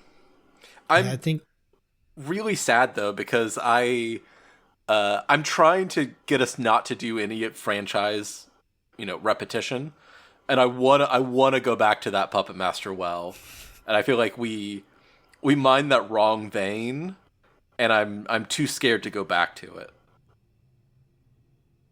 I don't want to break that threshold. You know what? Anytime you want to do a mini series with Kron, Dan and I can sit out. I mean, I think that's the whole trick of Puppet Master, though. You keep thinking the next one's going to be better. I got to tell you, Murph, none of them are. Oh no, I know. I have the DVD with all of them. Well, like 11 of them, I think. And they all fit on one DVD. Jesus. There's your I think sign. there's 2, and then there's 3 Killjoy movies, which I've never watched. To be fair, Bones, they're at 240p. So you can fit a ton of them on there. All right. I think there's These- 1P, actually. Well, I guess I should say like 8p for puppet. Mm-hmm. Yeah. That one puppet has 6 arms. That one is a leech lady. His name's Six Shooter. Mr. Six Shooter. Show some respect. These men, I'm trying to get to a pee break, and it is far from here. These men, Skip some stuff, dude. they clear the room after the video, and we see the old man. He's sitting behind Arthur. I have a message from Charlie. Rebirth is painful, is the message from Charlie. The old man lets Arthur know he knows that Charlie was calling him. Arthur asks if it's true if you can't come back from the rebirth. The old man says, why would you want to do that? This is a second chance. Everybody wants a second chance. Who's going to miss you anyway? The old man says. He moves in closer to Arthur. Arthur says, well, I have a family. The old man digs a little at Arthur. He says, you really need to find something that will stop you from going through the rebirth process, and it doesn't sound like you have anything. Arthur lists off a few other things, but really can't find anything that would stop him. The old man says, there's nothing left. Your wife, your kid, they're taken care of. Like, what do you got? He's like, I got a boat for summer. I'm going to be the bank, like, president. And he's like, yeah, that's nothing really. So this old man pretty much convinces Arthur to sign the paperwork, which he does. As he's signing, we get a cut into plastic surgery. This is Arthur going through the process. They get him all fixed up. We got to talk a little about the plastic surgery. The guy is working off a big cartoon drawing of a face with like Kron, 4 lines. Thank you so much, because that was my note too. Angular charts in the operating room. And I feel is that how we're doing this? I feel like the surgeon like looks over at it, and then he looks back at the surgeon, and he's like, yeah, this is going good. Hey, a navigator needs a map, right? You got doing a paint by numbers. You wouldn't have a picture of a real face? I mean, and isn't it a face transplant? Like, what? They're trying to make him look like somebody else, right? Yeah, like a dead body that they already have. Because there is a Mr. Wilson out there that he is turning into. Mm-hmm. I think we should go back to this. No, this is bonkers, dude. This is insanity. It's 66. Plastic surgery is still experimental. I'd love to see what like breast augmentation looks like. Like, is that just 2 big circles Me too, Bones. with an arrow? Me too. It's like a little circle with an arrow to a big circle. All right, that's what we're doing today. So this footage of the plastic surgery is actually real plastic surgery going on. Frankenheimer did send a crew in to film this. They all got fucking sick. So it was just Frankenheimer and James Wong, the cinematographer, left in the room filming all of this because the other crew couldn't stomach all the shit that was going down. What about the couple in the corner making out? Added bonus. They're pros, dude. You pay them, they'll do their job. They pay to get into the surgery because that's what gets them off, you know? For back to fucking Cronenberg. God damn it. Maybe Crimes of the Future is the best movie ever made. Nah, Free Jack. Don't spoil Free Jack for me yet, man. Fuck. Now I'm excited. Puppet Master 3. What's the real title? Toulon's Revenge. Yeah. Eat shit, Dan. I got it. I will. I'll gladly eat that puppet turd. All right, we get fresh out of plastic surgery. Arthur is reading the newspaper that says that he died in a hotel fire. The doctor says that it's going to take some time to feel normal. He's got a new set of teeth. They fucked with his vocal cords, his fingerprints, His even his signature. his bandage looks like Corey's "All Hope Is Gone" era fucking Slipknot mask.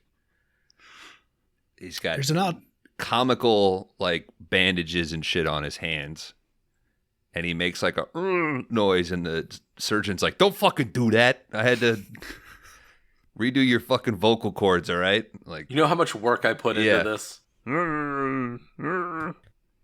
There's an alternative poster where it's like from the side and his hair's like sticking out. It looks like fucking Alec Baldwin almost. Like just the silhouette of it. Did you Like, did you see on Criterion Alec Baldwin's 14-minute introduction yeah. to Seconds? no, I seen that it's on there and I didn't watch it. Is that how we get a remake made? Alec Baldwin as the old guy, and then we get what? Daniel Baldwin. I was gonna say like a Krasinski type, Chris Evans, Ugh. like somewhat younger but still, kind of almost middle aged. I'd say Willem Dafoe for the old man. No, Willem Dafoe should be the old man who's selling it. Yeah. Yeah. I think you go like Paul Giamatti into Robert Downey Jr. Paul Giamatti I into Paul I would Giamatti swear with they're hair. probably like the same age. I know, but you're just freshening him up a little bit. Yeah. It has to be like Paul Giamatti into Ryan Gosling. That's too extreme. But that's what's gonna buy the tickets though. Like Right. I don't know. but people, Ryan Gosling People didn't doesn't buy any talk, tickets it's to the Paul fucking Fall Giamatti's Guy. voice. Right. We're scrapping all of the commentary on capitalism and like selling things to people of what they want to be. No. Ryan Gosling, that's who runs this movie. Okay. All right, a few days later, the doctor removes all the bandages from Arthur's face. The old man is there. He's very impressed with the work. Well, I'll be. We get our first look at Arthur after the surgery. He's a little freaked out. A tear does fall down from his face. The doctors say that after several months of rehab, this process will be complete and he'll feel normal.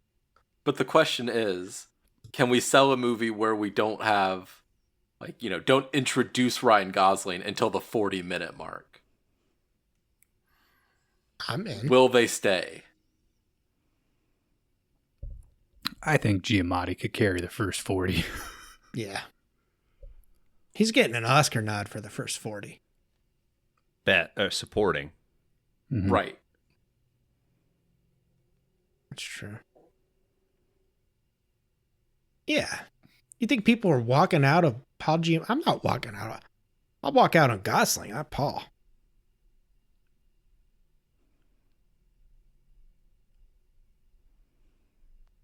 I'm trying to think of another, like a movie in really recent memory that had that. Like, Ghost in the Darkness. Murphy might be a little young for that. Have you ever seen that? Ghost in the Darkness. Val Kilmer and Michael Douglas. Oh, I know the poster. Yeah, I never saw this. I remember watching that as a kid. Fucking Michael Douglas doesn't show up until like the last 20 minutes. I thought they were like together the whole time. Well, he's the titular ghost. No, he's the... Kron's never seen what it. the fuck you're talking about. He's the like expert ghost hunter. Yeah, the Ghost in the Darkness is the lion. Dude. Kron, you never seen the Ghost in the Darkness? No. I don't need to now. I know it's a lion. I've seen Ghost. I've never seen the Darkness. You don't believe in a thing called love? I do believe in a thing called love, but you better get your hands off of my woman, motherfucker.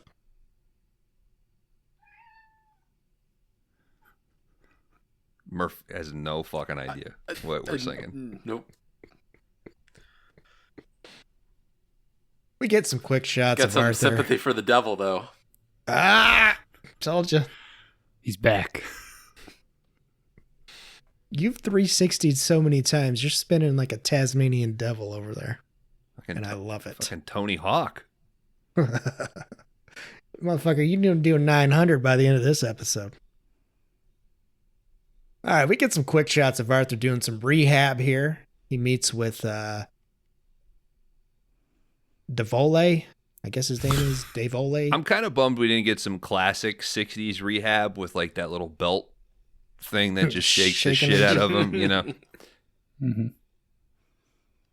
Right, it's just like sit-ups, really.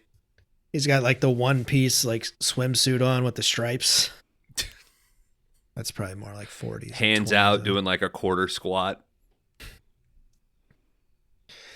All right. This guy explains that he's basically a guidance counselor for Arthur's new life. He plays some tape of Arthur drugged up talking about what he wants to be. I've won a big red ball. It's like, oh shit, sorry, that was beforehand. He does play some audio. Arthur does say that he would like to be a tennis pro or an artist. Oh, you're not giving this scene credit. He's like, if you could be anything, what would it be? And he says tennis pro. And the guy's like, no, let's try something. Maybe anything other than that at your age. I mean, I feel like painter works well. I guess author you could do. But it's like any job where, I mean, you can't be like, I want to be a aerospace engineer. And they're like, all right, we'll get you to work doing that. Well, I thought the same thing with painting. Like, they should have maybe had somebody come in and teach him some fundamentals. Well, I think they imply that he does like painting in his free time. His shitty watercolors. Yeah. But he could have been a tennis pro, like tennis instructor. Mm-hmm. Yeah, but What? you That still would've- have to like interact with so many people in that. I feel like you have to have something like painter or author where it's like it's solo driven work, you know? Reclusive. Yeah. Why not just a guy who did well on the stock market, like at an early age? Yeah, that would make like I'm just rich from like prior shit in my life. Or yeah, my parents died off and they were well off and I have all their money. This is one of the things that I am interested to explore about this movie. It's because it's like the existentialism about what do you do when you can do anything. Yeah. And I feel like all of my problems are limited to like by lack of money. Like if I didn't have that need to work, I'd never work a day again in my life. I'd be like, Dickie in Talented Mr. Ripley, like Jude Law's character. I just travel along Europe. Just read the paper, drink espressos. These guys are like, oh no, you need to be doing something. You need to be like a productive member of society. You have enough money, but, you still need to be a painter? Why? Yeah. You're paying that much money to work again? Like, this is my second life. I shouldn't have to fucking work. I've got the house in Malibu. I'm retired now, right? I mean, 66. They still believed in the American dream here. Some might say this is when it all died. All right. Or did it die or fake its death? Oh, And it was shit. reinvented. I don't think it As ever existed, Reaganism. bro. The company got a hold of the American dream. God damn. Mm-hmm. We are fucking Sleepy Time Tea Cult. Mud holes. I don't know what Kron's talking about. It's mud flood, dude. Mud flood. Mud flood. All right. These guys decide on painter. It's mud flood mania. This guy shows him all the official paperwork that says he's basically an artist. Arthur says, I can't pull this off. He's like, don't worry, dude. We'll provide fresh paintings for you. Like, you're good to go. You're now a bachelor. Nothing's fucking holding you back. Nothing says painter like a fucking diploma. Arthur is now released into the world as his new self. He's got a bachelor pad in Malibu, California. Devolato, I don't know what the fuck they call this guy. He says you got complete freedom. Demi now. Lovato. Demi Lovato. I was going to say Art Vandelay earlier when Dan was calling him Davalay. Adele Dazeem. That's a good one, too. Arthur lands in California. He grabs his bag. We get this crazy loud-ass guy in the airport calling him by his name, Mr. Wilson. He catches up to him, and Arthur's kind of freaked out here. He doesn't say anything to him, and he's like, oh, man, I bet you're going back to those models, and that was a crazy night, and if I had time, you would buy me a beer. And the guy's like, all right, I gotta go. And Arthur kind of is pretty freaked out at this. I must say, I do love his wardrobe.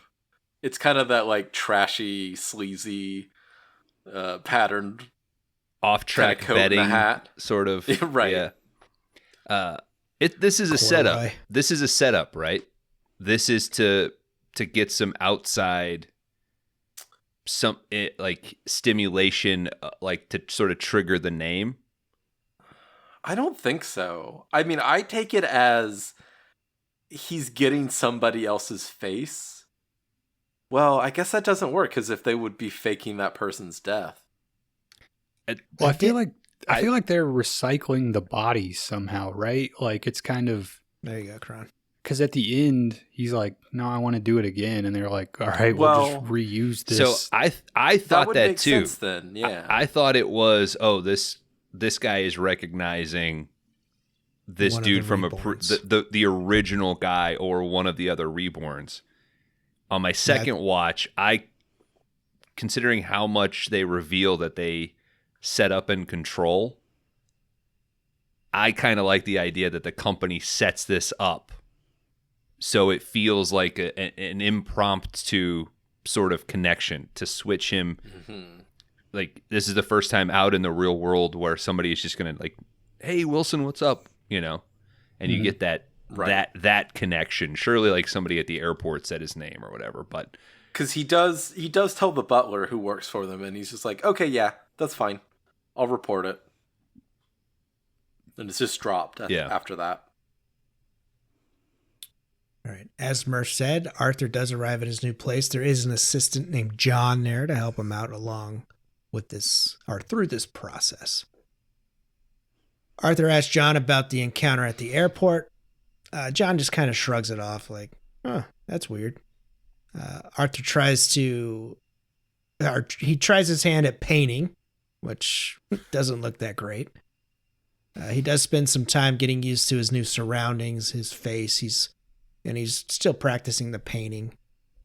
His assistant John here is constantly pressuring him to go like meet the neighbors and maybe have a cocktail party.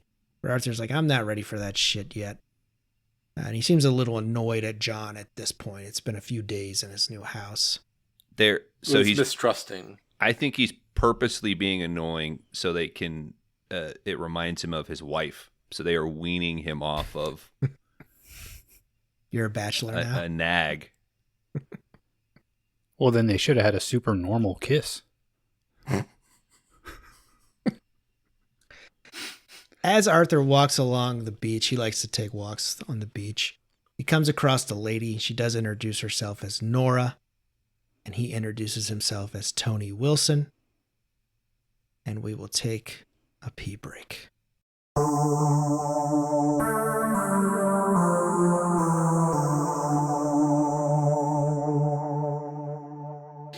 right, boys, are we ready? Yeah. Let's get through this. We're already an hour and 52 minutes in. Skip some stuff. We can't skip. The best part's coming up, Kron. The wine and the titties, baby. Hey, 5D Army. Welcome back to 5 Day Rentals. We appreciate all of you out there for joining us for Seconds from 1966 with our special guest, Murph from Weekly Podcast Massacre. Hello.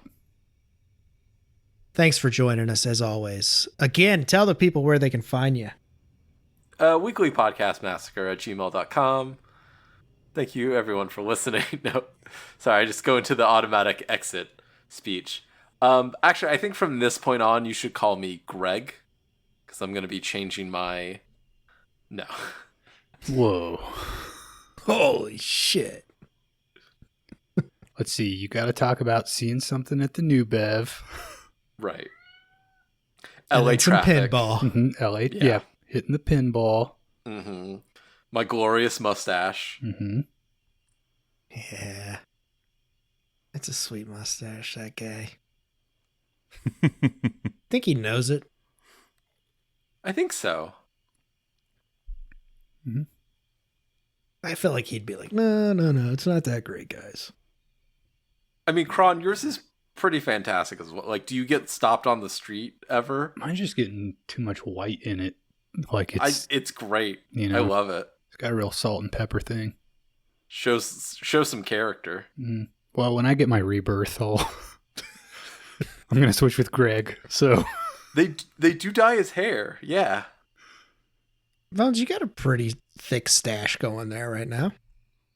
Yeah, I shaved mine. not being able to, like, I didn't pack a trimmer or anything.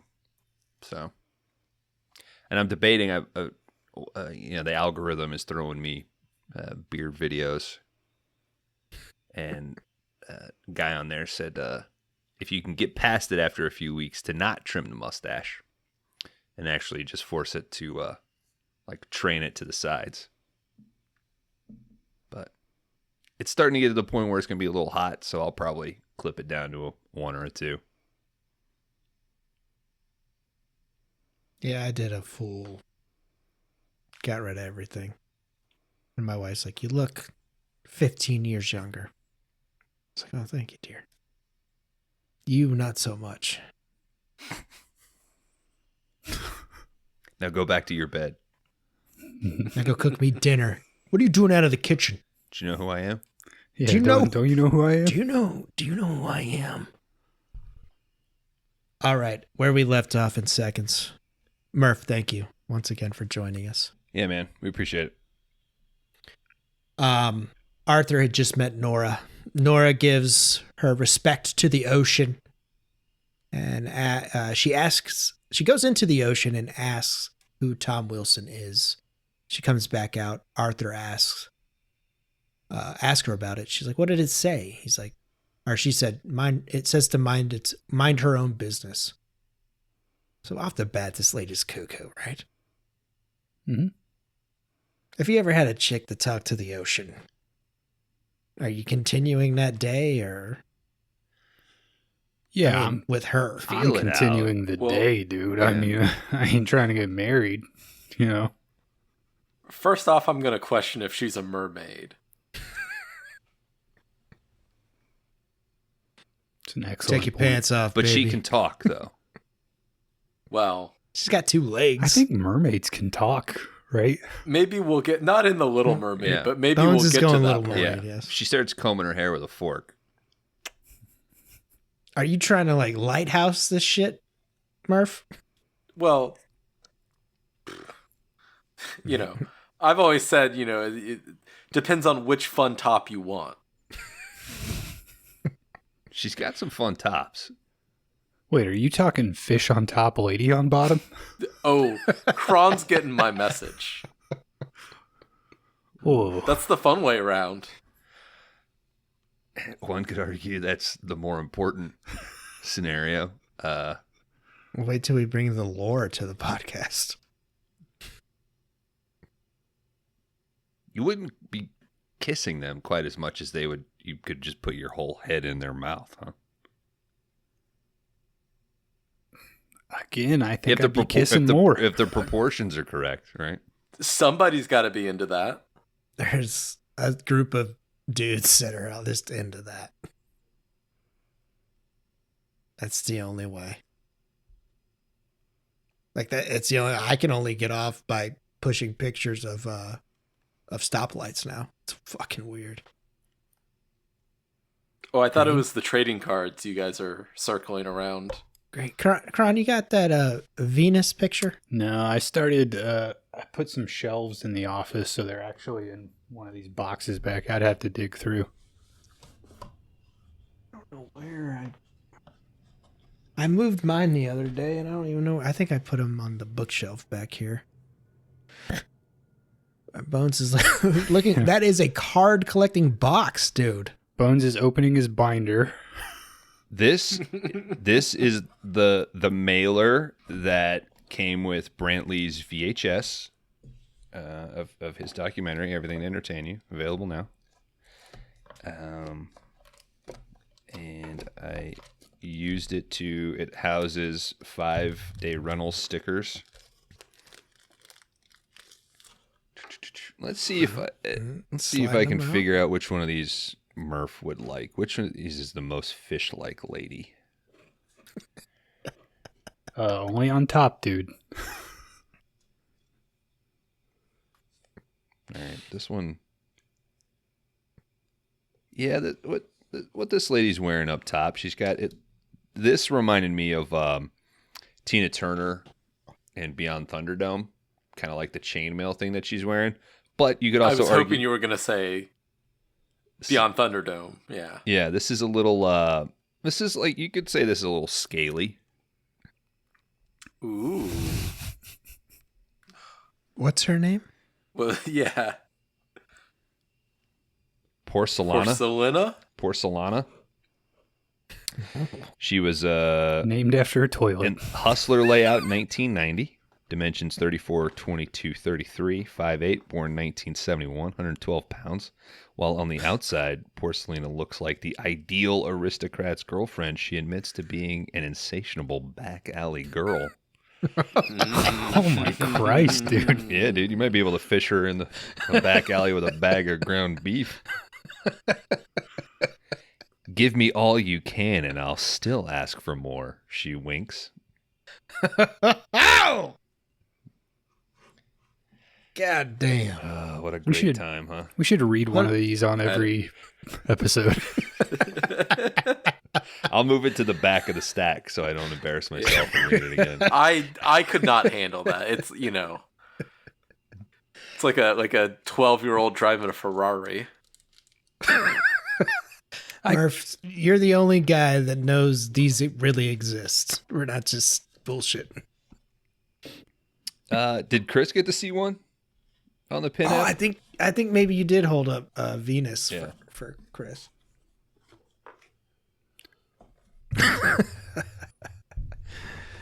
All right, this couple, they continue to walk the beach. Nora shares her life story. They end up at Arthur's. She tells her that she had everything. She had the kids. She had a microwave oven. I'm sure the calendar was correct, Kron, on it. Well, just wait till the power goes out. And you're going to have to reset it all back, dude. It just keeps happening. Mm-hmm. She explains that she left her husband and the kids because she just, I guess, didn't want to deal with it. She says that's her story. Arthur states, you know nothing about me, because Nora starts kind of poking at him to give his life story. He gets pretty defensive here. Nora says it's all in your face, and Arthur does not like that comment. Nora goes all witch again on him and asks what kind of man Arthur is. Somewhere in man there is still a key unturned, is what she comes up with. Arthur buys this shit. Good things always happen in the rain. Especially the end of Blade Runner. Well, I guess all of Blade Runner is in the rain. 90% of the movie. Yeah. 2049? It's the only one I recognize. Sorry. Hot take? No? I got your I back. mean, I do love it. I don't know about preferring it. I only Well, recognized the advanced director's cut or whichever. Final cut. Yeah, whatever. Out of the 20 cuts of that movie, I like one of them a lot. Director, theatric, European, final. Redux. No, that's Apocalypse Now. That's Brando. What if Brando was in Blade Runner? Doing like, Rutger Hauer's part?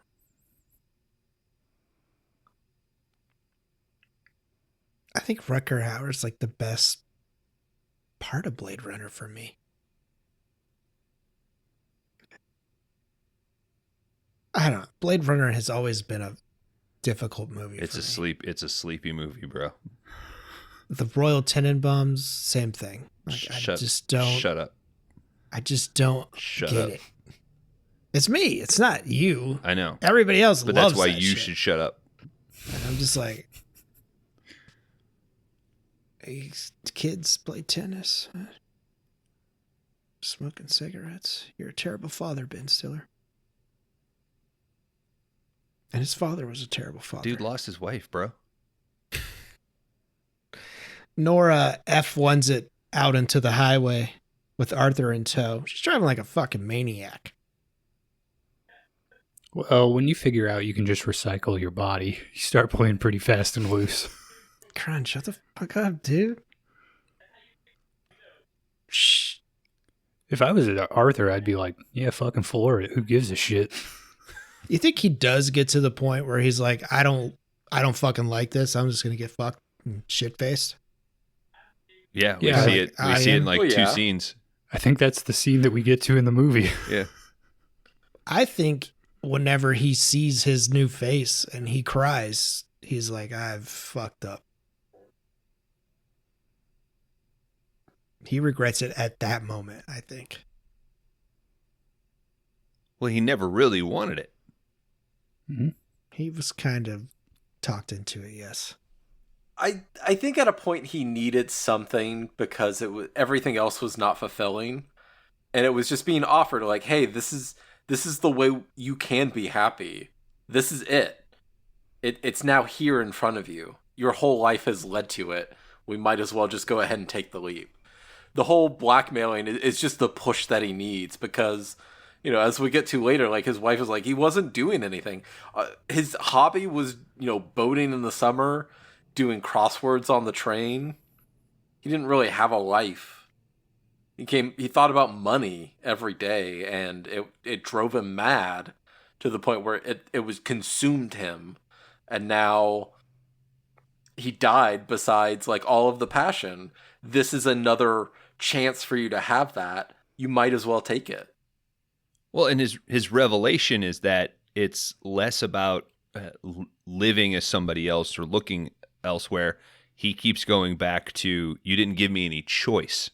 You gave me all of this and set me on this path, but I want to do it again. But this time I want to be the one responsible in making the choices. And Right. And the sad poeticism is that he always had the ability to make those choices as Arthur, but never did. Right? So if there is a message of the movie, it's that a second chance is just making a choice. Right? It's like killing somebody. It's making a choice. Do you want to know which one of your friends was cowards? Bring it on. Guns too quick. I don't need guns. These motherfuckers right here, dude.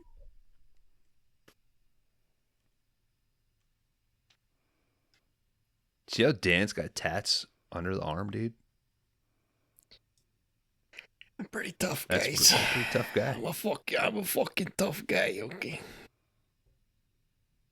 And Hey, I this guy showed up.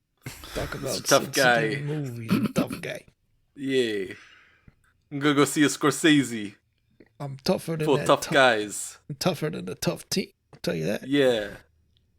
Favorite movie, Raging Bull. Favorite movie, Taxi Driver. I'm so tough I didn't pee during Killers of the Flower Moon. You talking to me? I squeezed the tip of my dick the whole time. Talking to me? I'm so tough I peed during Killers of the Flower Moon, but I didn't go to the bathroom. I peed up my own butthole and then let it out later.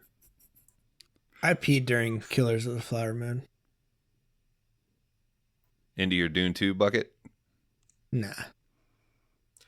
I didn't feel the need. I went before. It was fine. For killers? This guy's got Yeah. control of his fucking bladder. I read the book, so I Real kind of tough knew, guy. like, I was like, all right, that's a good point. I know what's happening, so. But apparently it's a beautiful scene. It's when the mother dies. Oh, yeah, you fucked up. Well, don't I need to realize watch that. it now. Oh, we didn't spoil anything for you, Bones. Oh, there are multiple mothers. I think Yeah, Kron watched There are it. multiple mothers that die. No, that's the only person that dies. Actually. Just that one. All right. They fucking roll out on the highway. Arthur asks, what are you doing tomorrow? She's like, dude, I'm going to this wild ass party in Santa Barbara. Arthur's like, fuck it. Can I join? She's like, if you want, it's going to be wild. We cut to the wild ass party already in motion. Arthur and Nora are right in the middle of it. People are getting fucked up. They're drinking wine. They're blessing each other. Somebody's playing the fucking recorder. It was the 60s. It happened. Yeah, but guy What a shows up with a time. recorder. You got to stomp him the fuck out, dude. I mean, nobody's trying to listen to that for 2.5 hours. Then it's time to start stomping these grapes. They got a fucking giant, not a basket, a barrel here. They're throwing grapes in it. Apparently, Frankenheimer had to spend $1 million to get these grapes because it was a terrible season for grapes that year. So he had to fly them in from Texas, and it cost him $1 million to just get this scene shot. Probably would have cost less to move everyone to Texas to film the barrel. I mean, what does it matter? I don't think you can get as pretty a women in Texas. I mean, you only really need to fly Rock Hudson and that one girl, Hmm. and then the crew. You can hire people in Texas. Texas is a big state, Bones. I don't know. I don't think they're the wine stomping type. I could find Certainly 20, not nude. I could find 20 pretty girls in Texas. I only know one guy from Show Texas. Well, the original Texas flag was still "Don't tread on me," but it was a grape instead of a snake.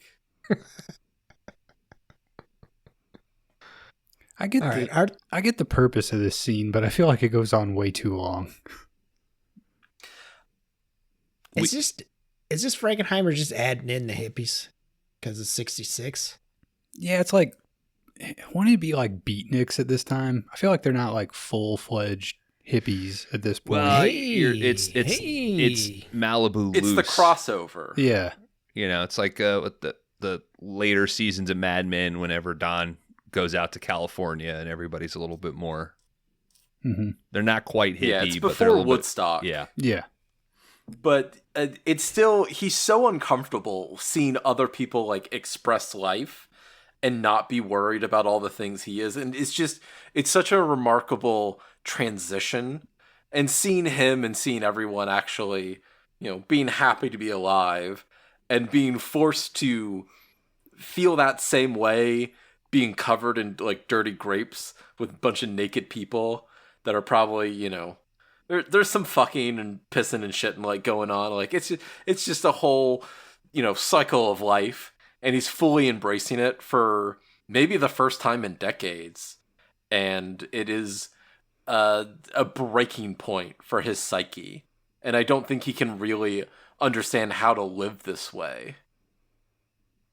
Yeah, I feel like he gets into the moment of it, but then I feel like the rest of the movie is him being like, no, I'm a guy that like, drinks too much at a party rather than the guy who can cut loose and like fuck in the woods,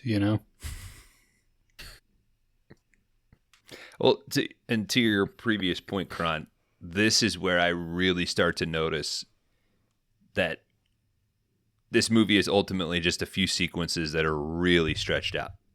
Mm-hmm. Yeah, I don't, even on the second it watch. wanes on me. Yeah. Yeah, on the second watch, I was like, the first watch, this scene kind of bugged me. And then for whatever reason, I was like, this just goes, like, you could have cut 5 minutes out of this thing, and I still would have got the point of like, this is him allowing himself to, be carefree and kind of like experience this side of life that he's never done before. I think I still would have got it if you took a big chunk of this out of there. Yeah. I feel that way with the cocktail party too. It's just on and on. But I get it. I get the decision. You spend $1 million for grapes. You're going to show them. Yep. This is a lot of in and out moment in the movie for a lot of people. All right. These people are fucked up. They get to stomping these grapes. The ladies start to strip down naked. They start stomping these grapes. The dudes are stripping down. Everybody's drinking. All the hippies are joining in. Arthur gets a little uncomfortable as this grape stomping orgy gets out of hand. Nora, she's all fucked up and wants Arthur to dance. Nora came here to feel it, she says, and goes full on Looney Tunes. She strips down and jumps in the giant barrel and starts stomping these grapes. Arthur tries to get to Nora, but he's tossed into the bowl by some hippies.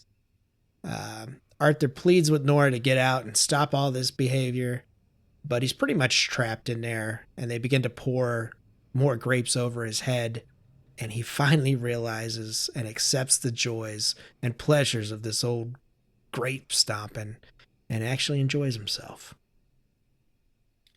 Arthur and Nora do share a tender moment on the beach together. And then we join Arthur and Nora at a more civilized party at Arthur's place. This is the cocktail party that John wanted them to have. Pretty sweet party. Yeah, Arthur's already pretty shit-faced when we kind of join in at this moment. Well, he probably left with 7 or 8 bottles of wine. I mean, in him. I ain't taking any wine from that fucking party. Like, nah, I'm good. Well, it has to be, fermented. So they're just drinking stuff. And it's like, that's not really alcohol yet. It's grape It's just juice. grape juice. Well, that's last season's stomp. So they were drinking the season before? That would be my guess, yeah. Mm-hmm. They're drinking wine that they got elsewhere. Fermented semen. They're probably not even doing anything with this shit that they stomp. It's just an excuse for an orgy, bro.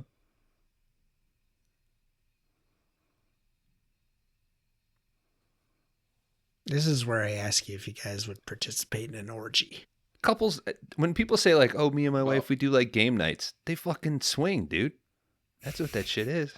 That's code now? Yeah, come over and play Settlers of Catan. Okay, I'm going to settle that ass.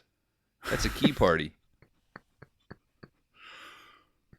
Why do you need keys if it's only 4 people? Fucking tradition, Dan. Okay? It's like a ritual at this point. Yeah.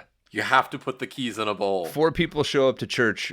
Fucking priest is still doing a sermon. Okay? All right, I got a Tesla. I started with my phone. Do you want my phone, or do I got to get a key, or the Tesla will fuck us if you really want. It's up to you. What do you want me to do? You could fuck next to the Tesla and it'll film it. Mm-hmm. Do I still need to give you my phone or my wallet or something? You can go a dildo to a Tesla. Who's this guy? I thought there was only supposed to be 4 people here. This is our accessories guy. He comes in with the props. We're just going to set it in reverse and then drive. Who's this guy? And then drive. I'm the engineer. I didn't know I had an They engineer. both have I got a wives. Don't Tesla. worry. That's Is that a dildo on a Sawzall? That's yeah, right. But that's not the same one that's going on the Tesla. Don't worry. All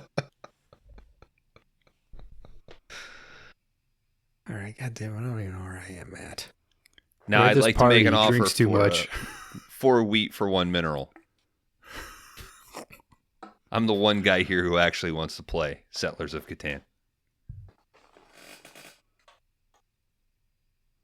We used to play this one like trains or some shit. Oh, Jesus Christ.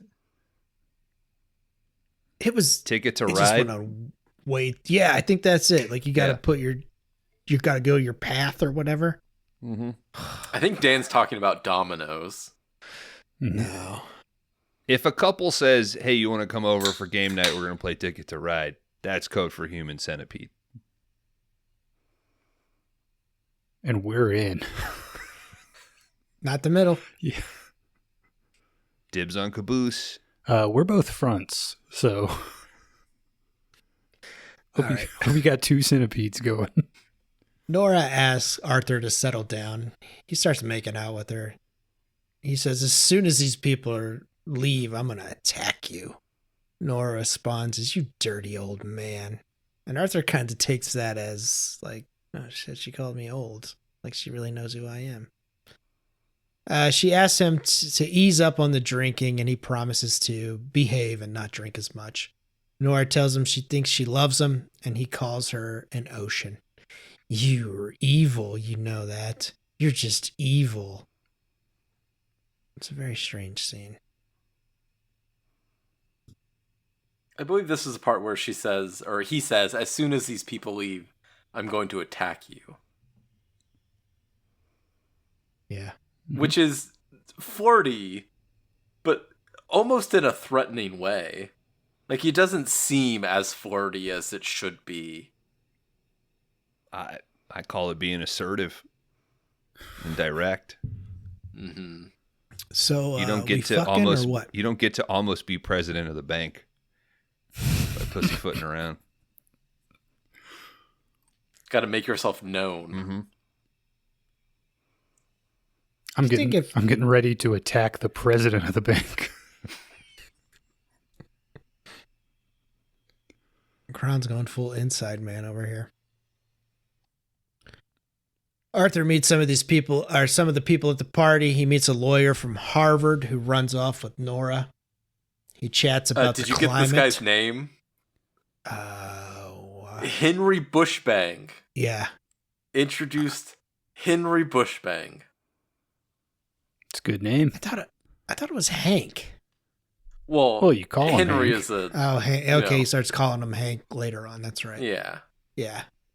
All right, he runs off with Nora. Arthur starts chatting about the climate here with another party goer. And he's just smashing booze. He hasn't slowed down at all. The party continues. Arthur's beyond fucked up. Lady starts asking him about his art. And he's just talking out of his ass at this point. I paint naked. It's the only way to get the truth. It all began with a big red ball. This goes back to the recording. Arthur spills his drink of this lady. We're all artists in our own sense. And as you guys have realized, I do podcast nude. Because that's the true medium that I feel I can express myself. No judgments here. I mean, I get it. There's no reason to do it on all fours facing the opposite way, though.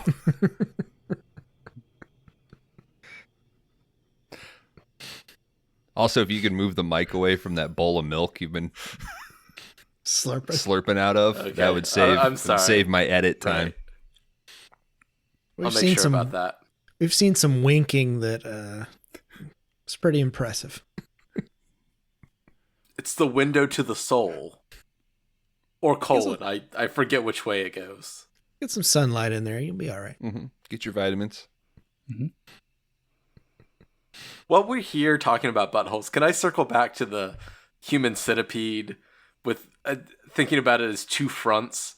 So there's at least two people facing out, and it goes ass to mouth, that's how Hitler ass lost to mouth, the war. and then it meets in the middle with ass to ass. I was picturing like two separate centipedes, and then they... Right, no, but it's still... You guys have to connect. You have to be part of the same organism. You can still be the two fronts, but there has to be a converging. Did the centipede movies do ass to ass? Or is that like a new concept? But we need to take it to the next level. That's Human Centipede 4 Tug of War. Mm-hmm. Copyright. Yeah, stay away. What's that guy's James Six or what? I don't know what his fucking name is. Priest Tom, Six. Tom Six? Tom Six. That's it. I actually, his cameo in the third one, I think was maybe my favorite part of watching those movies. He shows up like as himself, witnessing someone doing a human centipede, and he's even disgusted by the concept of it being realized in reality. Is it like a Hitchcock style like walkthrough or? No, he's like, he gets invited by the guy, like, oh, you should come see what I've done. And it's like, he's behind a window and then, does the curtain, and he throws up and walks off, and you never see him again. Huh. I'm honestly kind of fascinated by those movies. I've never seen a single frame. It's Not even a trailer. I think I started one at some point, but I did not make it that far into it. You should just dive into 3 and then work backwards. That's your next box set. No. I'm just saying. Could be. That's our next in-person meetup. That's what it sounds like to me. All right. Arthur spills his drink on this lady. As the party wears on, Arthur continues to be a terrible host that everybody is trying to avoid. They can clearly tell he's fucked. Arthur starts to question the lawyer. He starts calling him Hank from Harvard and gets a little out of control and starts singing, I guess, the Harvard theme song. I do like right before that, he tries to tell a joke. And everyone's like, yeah, I've heard it. Fucking Harvard theme song. So prestigious. I think they're called fight songs, Dan. What? It's called a fight song when it's like the song of the school. Yeah, theme. That's our theme, the Harvard theme. Whatever happened to predictability? Murph, you've never been in a situation where you're telling a joke and someone's been like, yeah, we heard it. Oh, no, constantly.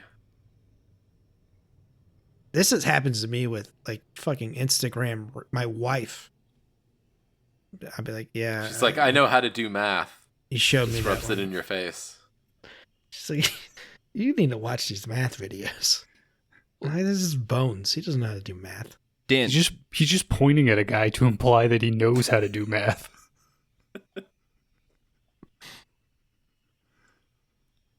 What? Like, can we all point towards the same part of the camera? shit. There I'm we go. lined up with Dan. Oh, no. I'm lined up with Murph. It's all different. I'm lined up with Mine- Dan. Yeah. That way in my screen, we were all pointing the same direction. Lower left. It's going to be riveting for the listener. Nobody's still listening.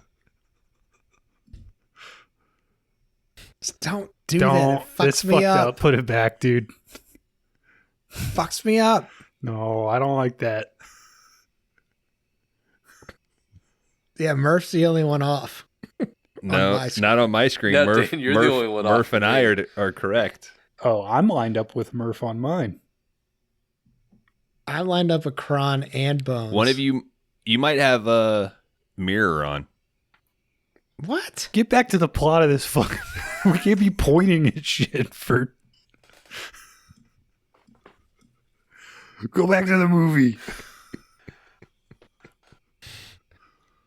All right. Arthur's making fun of this fucking guy, this fucking lawyer from Harvard. He's like, Hank says he says we need to play some golf sometime, Arthur. And Arthur's just like, Great threat. Hey, me and you, we gotta play some golf sometime. Hit the links, bitch. I'll take you up on that shit. It'd be like 7 a.m. We're drinking fucking Budweiser and we're hitting some fucking balls, bro. You guys be fucked up by 10 a.m. You and me, we got a human centipede at some point.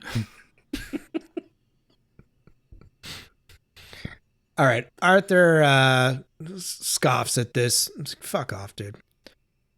He says, they take him to his bedroom. He says, I got a nephew that's at Harvard. And they said, no, you don't. Or one of the guys says, no, you don't. That's when we start to know something's up. He says, you ain't got no nephew. You ain't got no nephew, Jack. Arthur starts to talk about his daughter. John comes in and says, these men are just like you. They're reborns. Arthur fucking freaks out, dude. Nora bursts in. She's fucking having a fucking fit too. God damn you. Who the hell do you think you are? Shut up. Real Just who do bitch. you She's think acting like you a are? real bitch right here, man. Yeah, a guy has one drunken existential crisis, and you just turn on him Yeah. immediately. You guys didn't go through this same exact fucking issue? That's probably what the party's for. Like, get it out of your system. But this is every night in my house. So do you think, like, I'm like, I'm a reborn. had Arthur gotten through this and accepted his identity, would he have been assigned to a party like in 6 months and just been, a guy Well, it there probably to... would have just been in the neighborhood. So it's, he just goes upon his life and like, okay, I'll meet the new neighbor. Yeah. Mm-hmm. Seems lame as One fuck. of us. One of us. If you're just thrown in with a whole bunch of other fucking reborns. Also, it looks like a lot of the reborns are dudes. So, Well, they got the money. Well, the money, man. Yeah. Women weren't in power They're at this just... time, Kron. Women could type. That was it. And be a maid, apparently. well, they can still, clearly in PIN, still a viable career path. But Nora's not reborn. She just works for them, right? Mm-hmm. I don't know. That makes it even worse. Yeah. So Well, because you're gonna previous sugar baby. see her in 6 months with whoever the new guy is, like Right. hanging on the beach, being like, Floozy. mm-hmm. Ugh. Fucking tramp. I guess that's her job, though, right? Like, that's kind of what she does. Maybe that's why she Oldest stomps around in all profession. that alcohol so she can clean off the last guy. That's why she doesn't have a dude. All right, the phone rings later that night. Arthur, who's still fucked up, answers it. It's Charlie. He tells Arthur that he's in danger. So clearly somebody's fucking told. Like, what's going on here? Arthur says, I have to get out of here, man. Arthur wants to see Charlie, but he says that's impossible and explains that Nora works for the company. Arthur can't believe it. Charlie says the company would provide an employee in the beginning. Charlie says, stay put till the help shows up. But the next day, Arthur says, fuck that shit. And he hops into the airport, gets on a flight, and returns to his house. Back when you could just show up to the airport with a bag and say, I'd like the next flight to New York, please. Mm-hmm. You can still do that. And they'll be like, and that'd be $45, Yeah. sir. You're right, Murph. You could still do that, and they would say, well, the next available is 4 days from now. Technically possible, yeah. They'd be like, that'd be $1,400, sir. Mm-hmm. All right, he returns home. He meets up with his wife. This is before the reborn stuff. He starts to see some old pictures of himself while he's waiting for Mrs. Hamilton. He meets with her. He says he's a friend of Arthur. He was a friend of Arthur's before he passed. Arthur tells her that he's very interested in her late husband's watercolors because he mentions that he painted a little bit and he's an artist and he would like to have one. Arthur gives away some information about the house and Mrs. Hamilton kind of notices that something's up. Arthur tells her that he wants to do a painting of her late husband. Mrs. Hamilton says that he was a quiet man, but he never really said much, but he was a good man. He lived as if he was a stranger here and was detached. She says he never knew what he wanted, but always looked like he wanted to say something but never did. She says Arthur was dead long before he was found in that hotel room. Arthur, being Mr. Wilson now, is very upset with these words. Wait, what? And What? What the fuck? Arthur is Mr. Wilson because he fucking reborn himself Whoa, with the company. dude. Since when? Start the movie over, Oh man. my God, why do we fucking do this every week? For the love of fucking Christ. It seems like this chick is like, her life has gotten better. She's since this over dude it. is out of the She's picture. over Oh, it. totally. She's banging, She got dude. left a lot of money. Mm-hmm. She doesn't have to like baby him. She doesn't have to pick him up from the train every day. Ugh. Fucking key parties galore. Thursday, Friday, and Saturday night, bro. She's She getting probably railed. invented the key party. Oh shit, that's a good one. I think so. She's like, bitch, I got a pineapple upside down in my motherfucking shopping cart at the local IGA. Now that's a fucking grocery store. Wait, is that a international swing sign? You know, International Grocery Association, IGA. I think an upside down pineapple was a sign that you're a swinger. Thank you, Kron. Yes. Thanks for understanding. Oh, that's what what the you fuck were- I was I was asking. All right. I was talking about my extensive knowledge of grocery I stores. am going grocery shopping tomorrow. I think it's limited to Are you like, going to a Food Lion? I'm going to a Whole Foods. I want like a Organic. You want a fucking like Harry? I want a hot rich chick. No Harry. Ugh. I think it's limited to like cruise ships though. What? Pineapples? Yeah, the upside down pineapple thing. All right. No, that's everywhere, man. Okay. Yeah, Dude, I'm you sure you throw can a- put one upside down in your cart and someone I'm going will on the Creed suck you in the cruise, parking so lot. it works out. Why not? Do it. Do Wait, it tomorrow, Kron. Are you saying you put the pineapple upside down outside your room? No, you just put like a sticker of it and then you flip it around. Oh. You just put It it on your door. originated from the shopping cart, though.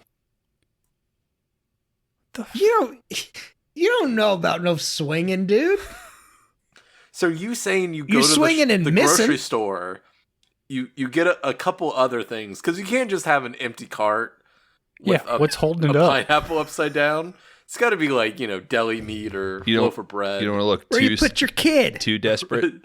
Exactly, yeah. He's got like You 3 of them in there. Walk up and down the aisles with an upside down pineapple. You're not doing it right, Kron. There's no wonder you're not getting laid, dude. Gosh. Right? You got a fucking picture outside your fucking house. It's outside my cruise ship door.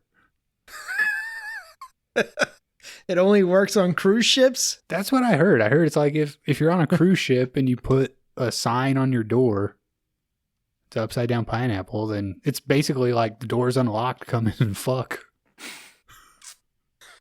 Where'd you read this? Uh, The Carnival Cruise Line pamphlet. yeah. Back of the hustler cards? FAQ section.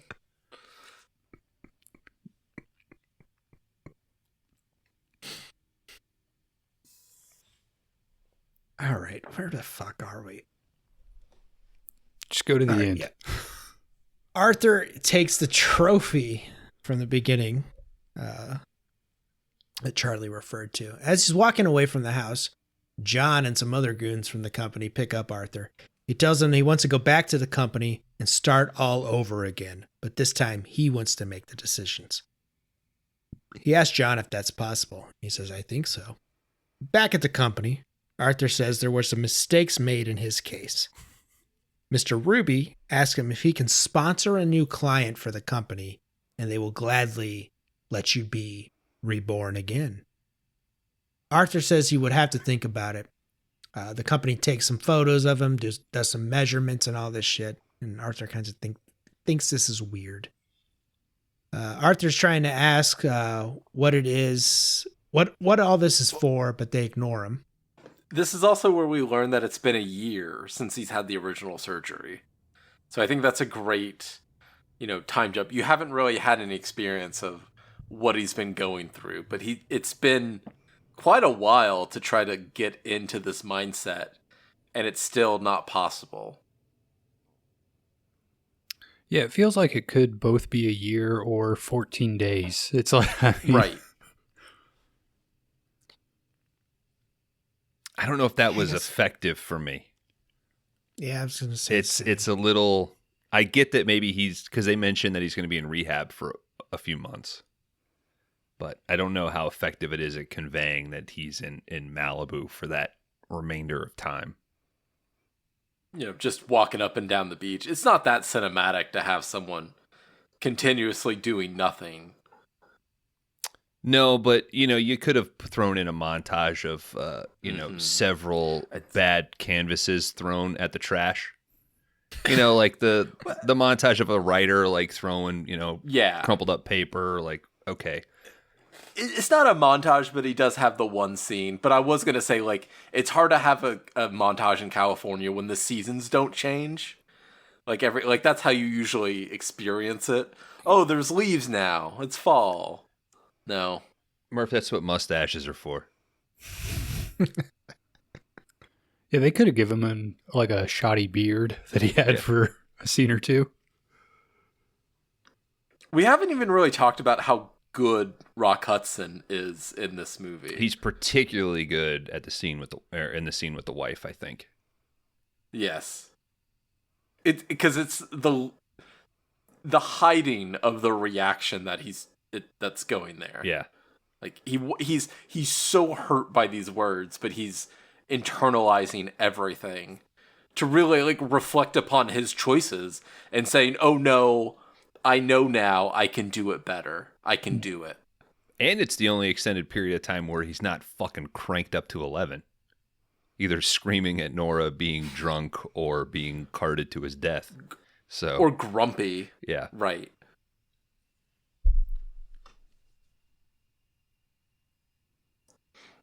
All right, they sit him down in a room. All right, they set him into the room that he wandered into at the beginning where all the guys were watching TV and headphones and shit and all that. What are they desk? doing? I think they're just waiting around, killing time. Killing time? Yeah, I feel like because there's some guys that are like building a bottle in a ship, or a ship in a bottle. I feel like it's like these are all guys that want to do the rebirth again. So it seems like you got to get someone else to sign up for it before they'll process you through again. So I guess they're just killing time. Like, oh, my dude's going to be home from work in 7 hours. So I guess I got to fucking fill the day somehow. I think it really is a pyramid scheme. Mm-hmm. Yeah, but I think just the staging and the cinematic decision to have them like sitting at desks doing random stuff. Like, why wouldn't they be in like rooms? Like, where these guys sleep? Like, what's their day to day? What are you talking about? Okay, it's what most of us do every day is sit at a desk, mindlessly like killing time. It should be like telemarketing just to double in on the money, man. These guys ain't doing shit. It would have made more sense if they were just hitting the phone constantly, being like, I'm going to call every person I can think of to like try to get them in on this. Yeah, or have them working for the company, mm-hmm. doing, paperwork and fucking with socials and, while you're in limbo. That's what the secretaries are for, okay? Fuck, that's right. We can't take their jobs. And by the way, Kron puts shit in a bottle instead of ships. It's disturbing. Okay, stop buying them then, dude. Every artist it's an should art be installation supported. piece. Yeah. But originally the company were like providing you shits in a bottle. And you had to like come into your own as an artist. Yeah, that's my thing, dude. That's what I said I wanted to do. Well, see, you wonder, like, how does he do that? Because that turd is so thick, it doesn't look like it'll get in that hole. Thank you. Bones gets it. Time and pressure, baby. That's what it is. But Kron has this technique of dehydrating his turd, getting it in there, adding a little bit of moisture, and it plumps up. Mm-hmm. Do you do the ones where you grow the environment around the turd? Like it's its own little put a snail ecosystem in there, dude. and a frog and shit. Terrarium. Yeah. Turdarium. Yeah, my turdarium will outlive us all. So who's the idiot now? I'm sealing this in 2010 and it won't be open again until 2030.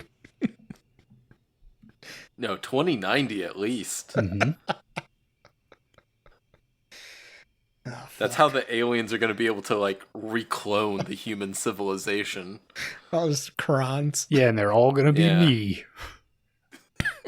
Who's stupid now? I mean, when I was stranded on that island, you know, I threw shit in a bottle and threw it in the ocean, and nobody came to help. It was sad. Well, some guy's got a little, flower growing out of it right now. Yep.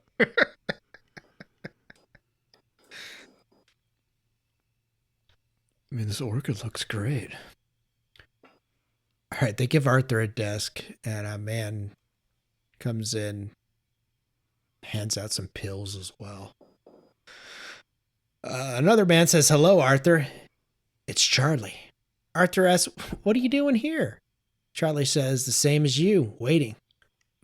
Charlie says that he's been there for a while and called him from there. He says he thought he would have a better chance. Arthur, amity means friendship. Arthur says he couldn't help himself and had to find out where he went wrong. Arthur explains that things were basically the same when he was reborn, and he basically didn't like it. He says, but now it would be different. I want a new face and a new name, and then I can change things from there. A buzzer goes off, and a man comes in. He gets Charlie. A tear falls from Charlie's eye. He tries to tell Arthur something, but is rushed out. Mr. Ruby meets with Arthur again. I think this is the appropriate time to talk about this. And the whole concept of this movie is the regrets that we have along the way. And we're all relatively young men. I mean, Rock Hudson was older than all of us when he shot this movie. And it's almost even comedically, not that much older than the original person playing Arthur. Would you go through a rebirthing process? Do you feel like you could disappear? Would you be able to make yourself from this point?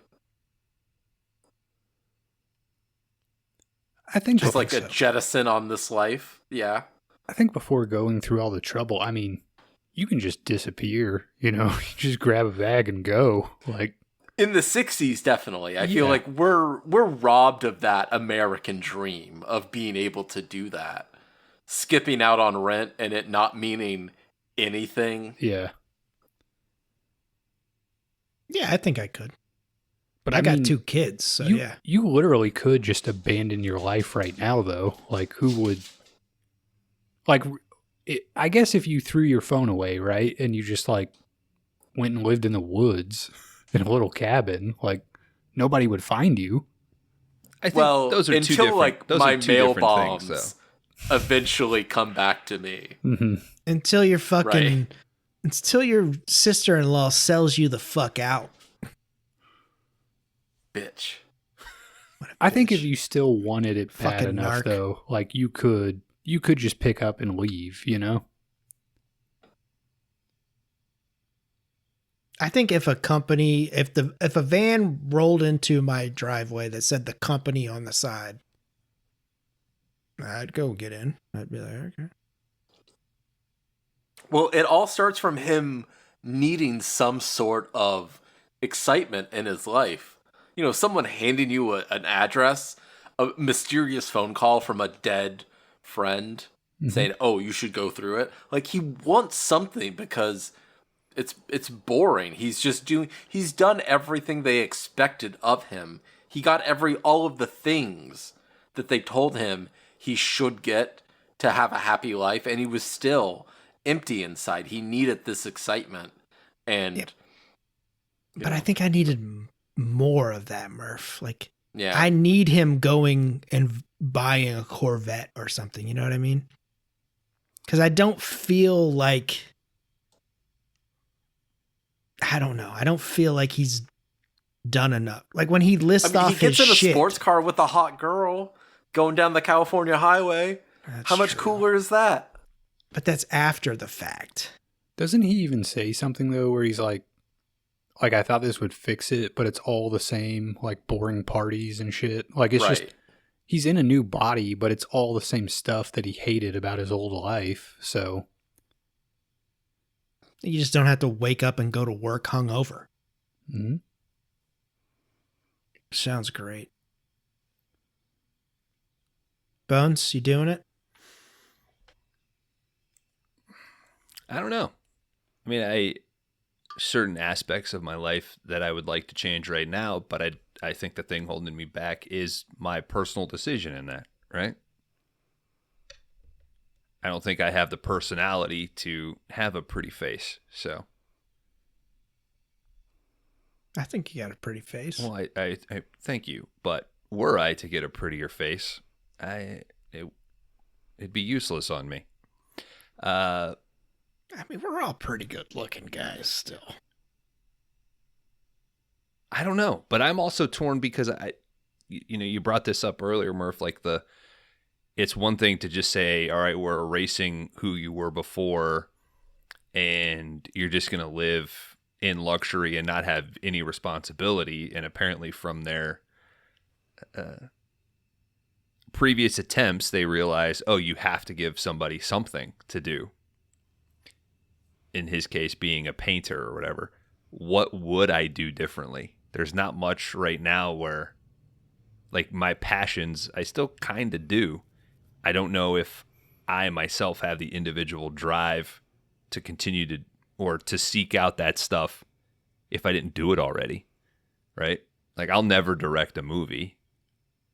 That's kind of a bummer, but I don't think if I had a new face and a new identity that I would go back to that. I think I would still just, in Arthur's case, find like, well, fuck, I still have to like have a job because that's so ingrained in me, and I have to pay my taxes because that's so ingrained in me, and there's all these other responsibilities that I can't even see myself chasing these things that even if I were given the opportunity to, would just seem like a fleeting dream. That's for somebody else. That's not for Bones. So I don't know. I don't think I would do it.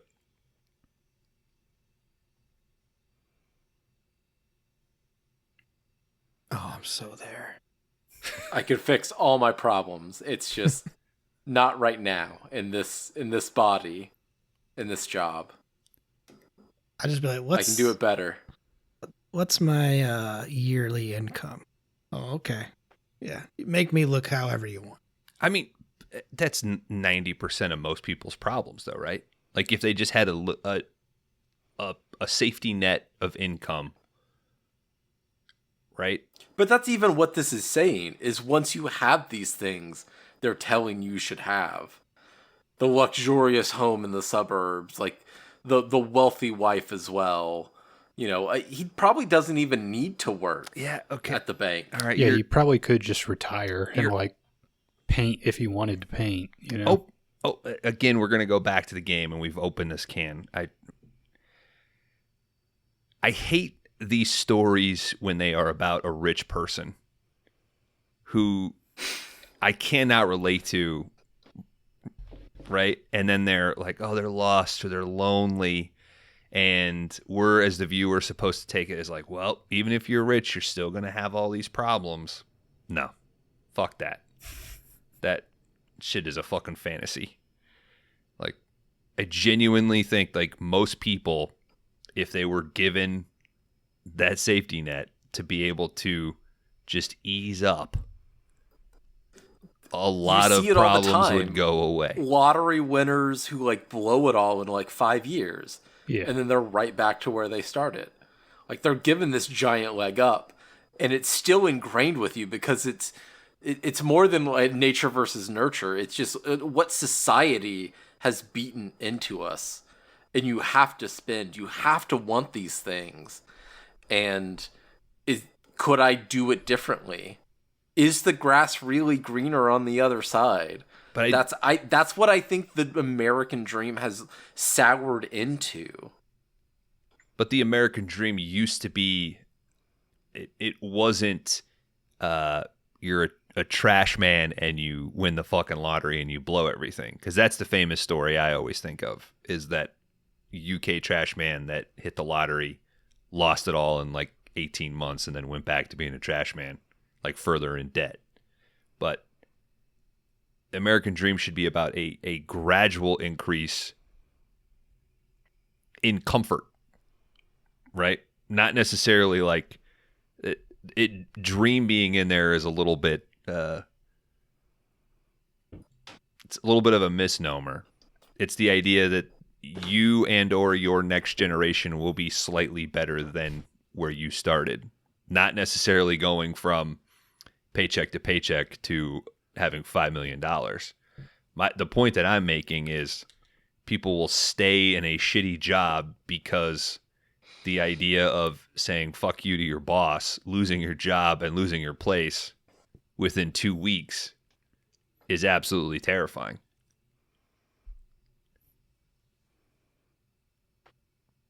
I don't know. But the point I was trying to make is this seems to be a tragedy when it's a rich guy who had it all but really didn't have anything. And then if it's a fucking a poor guy who's given a bunch of money, it's a comedy. It's Brewster's Millions trying to figure out like, oh, you got all this money and here's all the problems that come with it, dude. Good luck. Directed by Walter Hill. Yeah, and that's disingenuous, I think. You know, I think this is slightly different than that, though. I feel like this is more because, I mean, he has a somewhat comfortable life already, and it's not like he gets a windfall of money. It's more just like, I think it's the delusion of, I think I could do my life better if given the opportunity, but at your core, you're still the same person.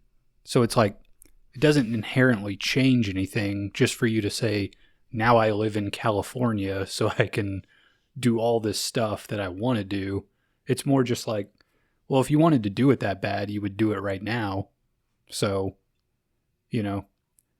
Right. Since supposedly it's his own money, they're just taking trust of it and like managing it for him. Yeah, it's like the illusion of the movie is that he thinks he can do it better if given the opportunity. But in reality, he's just the same shitty person that hates all of his own hobbies and, you know, doesn't like talking to people. He looks like Rock Hudson. Like, he can do whatever he wants to. He doesn't need to change into another person. He doesn't need a new surgery. He can do whatever dreams he wants. Yeah. It's still not fulfilling enough. He could have done it as Rock Hudson. He could have done it as the guy before. It's not in his being to be what he thinks he wants to be. But I think that's the society telling us this is what we should want. Well, and it's represented in this movie by the life that they plug him into. Mm-hmm. Right? That is society. They're saying this is the ideal scenario, is that you get to live in Malibu and sort of paint and have cocktail parties and do all of this. Mm-hmm. But to your original question, Murph, I guess I was taking it as, oh, company shows up, I'm able to switch who I am. And it is based on like my current income. Like would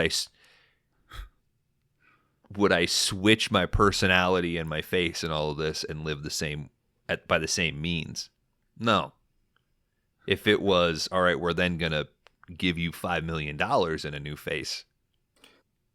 I was going to say, that's kind of my bottom line. Yeah, of $5 million. Maybe I would consider that. Never need to work a day again in my life. Yes. Mm-hmm. And truly chase passion and travel and do all of that. But also, if it comes with them putting you into a storyline that you don't really have any control over, how is that any different than living paycheck to paycheck in modern America? That's a storyline that I'm predisposed to. So it's fucking weird, man. Dan, what happens at the end of this movie? I don't fucking know, man. I stopped here. I was like, I can't take anymore. All right, Mr. Ruby meets with Arthur. and asks him if he's landed a new client. And Arthur says, I can't think of anyone. Arthur leaves. Mr. Ruby calls for Arthur to move on to the next stage. Later that night, Arthur is awakened by the old man. He says, I sure hoped you make it and have a dream and have your dream come true. Arthur says he never had a dream.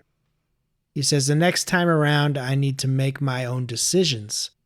The old man ignores this and says he thought he was helping him. He kind of goes into how he is basically the main dude of this business, and how he thought he was going to be helping out with human misery when he started the business. But they do have a high rate of failures, and you have to have something to do with the failures. He said he couldn't just make them go away. He had to find a solution. He also says, can't let the mistakes jeopardize the dream, which I think is an important thing just with today's society as well. That's capitalism, right? Right. Mm-hmm. That's too big to fail. That's allowing these institutions to cheat and steal on us because it's still the dream, and we have to continue the system, the tracks that we have laid. We cannot divert from them. Yeah. So you're going to be recycled, motherfucker.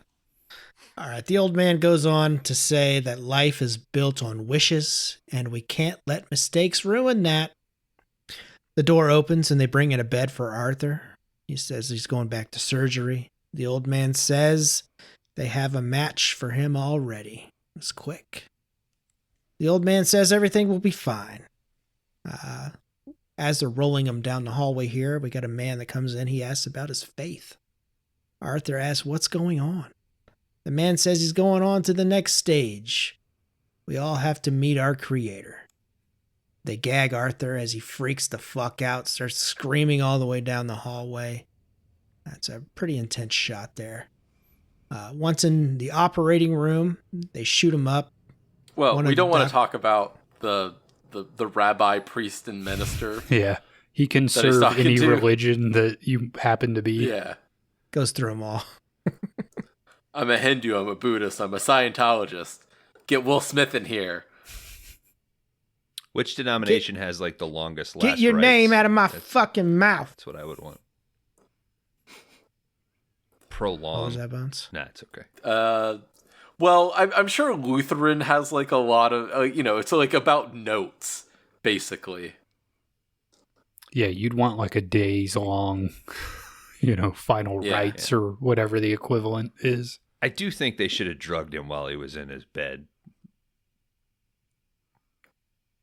And dude, we got to go to your funeral. Like, you can't Why? be sitting there that long. Why waste the money? It's a good point, Kron. Very good point. All right, one of this doctor starts reading the charts here. Death by automobile accident. Arthur is going to be used as a body for a new reborn. The doctor says, you were my best work. Sorry it has to end like this. Arthur looks into the lights as a drill comes in closer. Then we cut to a guy holding a child on his shoulders walking down the beach. End credits. Feels a little tacked on, right? Like there's too little daughter discussion, I think, for like this sort of be the happiest moment I of long, his life. I long for the time when I walked on the beach with my daughter, sort of thing. I think there's enough mentioning of it to make it be sweet and kind of come back at the end. But yeah, I love the sound design of the head saw just going into his brain and ending his life. It's a pretty tragic ending for 1966.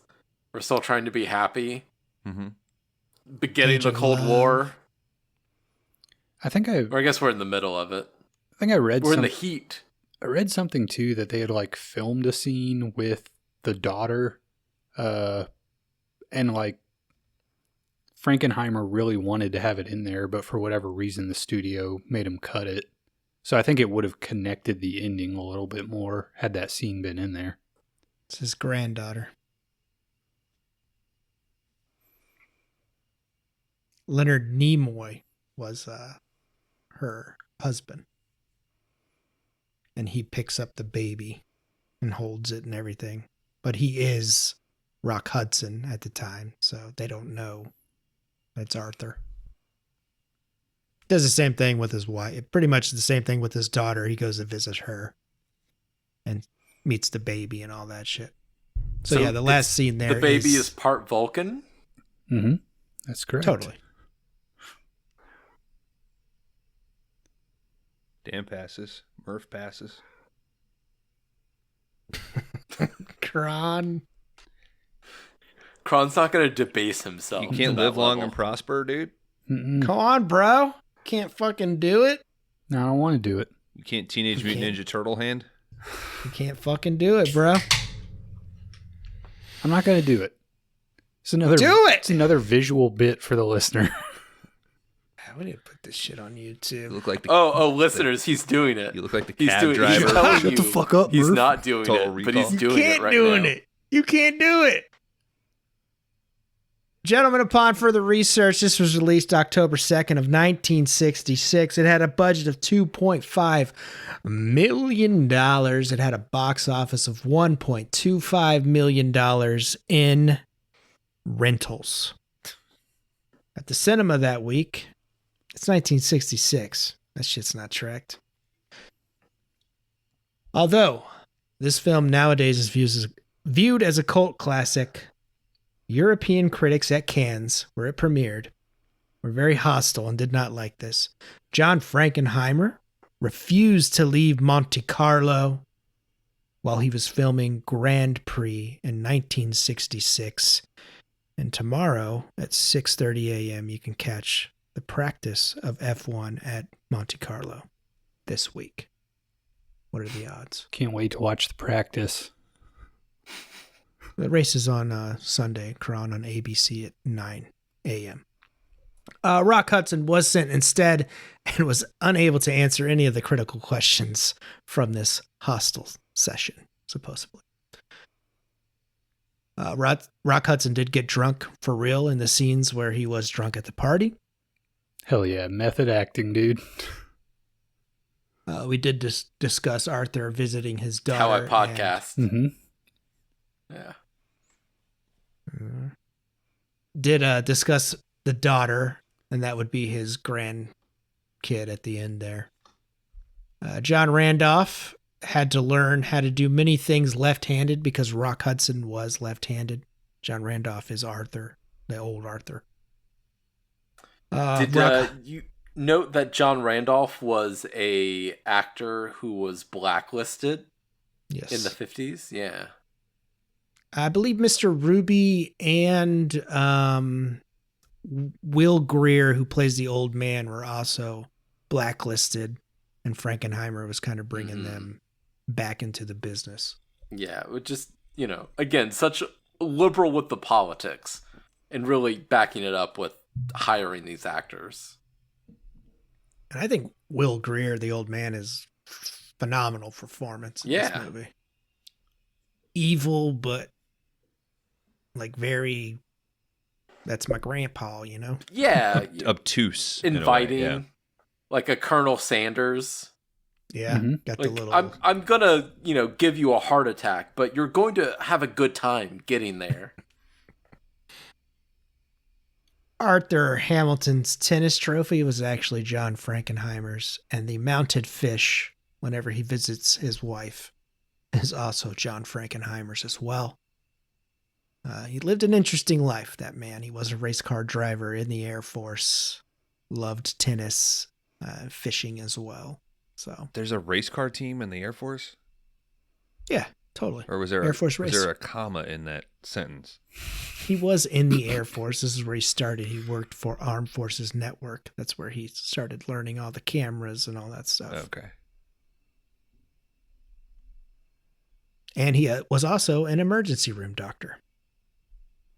So he gave up that to pursue film. Didn't we have another movie where a dude was a doctor? Wasn't That George... was Penn, right? Oh, but also wasn't George Miller a doctor before he did Mad Max? It's Yeah. Maybe true. that's where Yeah. I read that. Am I getting my shit mixed up? That's what inspired Mad Max, was all like motorcycle accidents. I might be getting that mixed up because I did read an article about George Miller today. Don't count us. That's 5DR. That's all I got, gentlemen. Rate my box. Take me up inside. Let's do it. Let's do it. Kron, you want to lock in for Murph and me? I'm going to give Murph 4.5. Bones. It's a tough one. I'm going to say 3.5 for Bones. Murph 4.0. Kron 3.5. Murph? I'm going to give Kron and Bones both a 3.5. Danimal. I'm going Murph 4.5. Going Bones 3.0. I'm going Kron 3.0. All right, guys. Seconds from 1966, I believe. I like this movie. I feel like it has like a weird sci-fi thing. Like you could almost see a short version of this as being like a classic Twilight Zone episode. I feel like it would slot right in. On the second watch that I had of this, I feel like the stuff that connected the most for me were kind of the commentary on capitalism and how, you know, even though this thing is failing, like they're determined to prop it up because it's the money has to keep flowing around and around. So to me, I felt like that was kind of the more interesting aspect of this rather than like, you know, the internal struggle of this character to find a new life, even though that's impossible. We didn't touch on it a ton, but I do think there's a weird meta layer to this with Rock Hudson playing this character of someone who, you know, has to hide who they truly are, like a very famously, you know, gay actor that could not live his genuine life at the time that he was in movies. So I don't know. There's like, to me, this is almost more a ton of interesting ideas and maybe not all the execution works. I do think some of the scenes go on a little long. The wine one being kind of the most egregious in my opinion. But I don't know, man. I like this movie. Cool ideas. The filmmaking is like, I mean, we're in 2024 and watching this, I was like, this thing looks fucking bug nuts crazy. Like whatever they were doing with the camera, you know, I think if you saw this in a theater, your head would have exploded. So I don't know. Ultimately, I think I'm a 4.0 on seconds.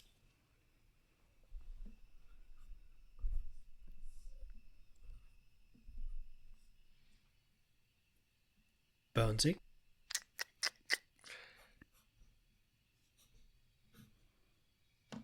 I'm in a rough spot. I do think that this is a fun, interesting watch. I think it's very dense. It asks a lot of questions. We've mentioned capitalism. Kron could call with the meta element on Rock Hudson. I think discussions of choice and circumstance are definitely there. Man, I have a tough time with the balance of this movie.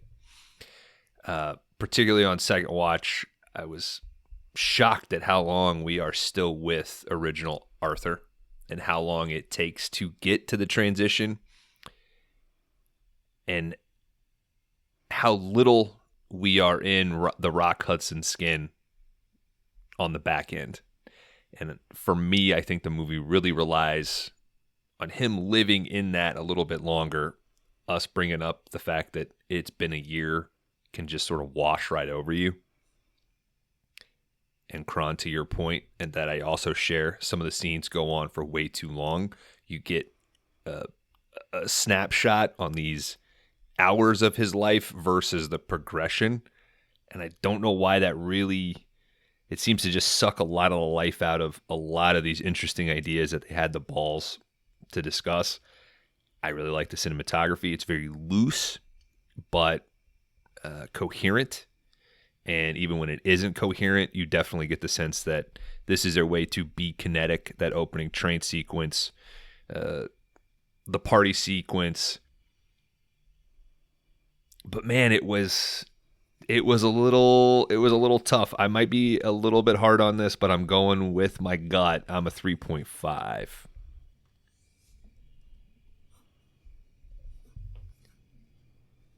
Murph, do us the honor of an actual review. I don't know what you guys are talking about. These are both fantastic. I pull it out of my ass so many times. When I'm editing, I'm like, wow, I don't know how I got there. Sometimes you start a sentence and you don't know how it's going to end. But I was so happy when I realized I bought a really good Criterion the first time I watched it.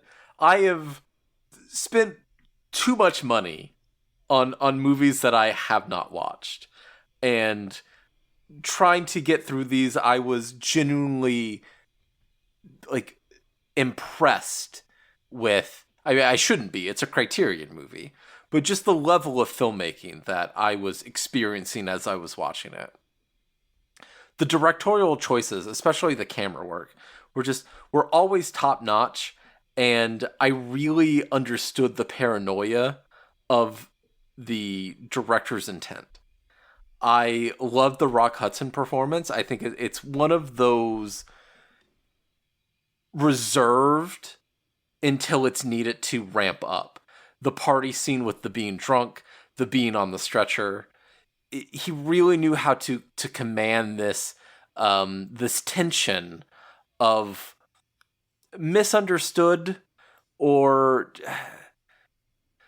the existential dread that we all feel, like having that whirlpool within us and showing it without any words expressed, but just in a look, in a longingness. Really important. It's a great message about capitalism and just the way that we have constructed society to mold us to want something. But to also have this idea of it could be better is a big part of it that I don't think we've hit enough on. Is that even when he has it all, it could still be better. And that's part of this American dream. That's what drives the greed of these billionaire hedge funds that have so much money. They could just decide never to do anything else and be happy, but they can't. They need to have a meaning in life. And that's what this company is offering. That's one of the big things. I can give you a meaning. I can sell you a life.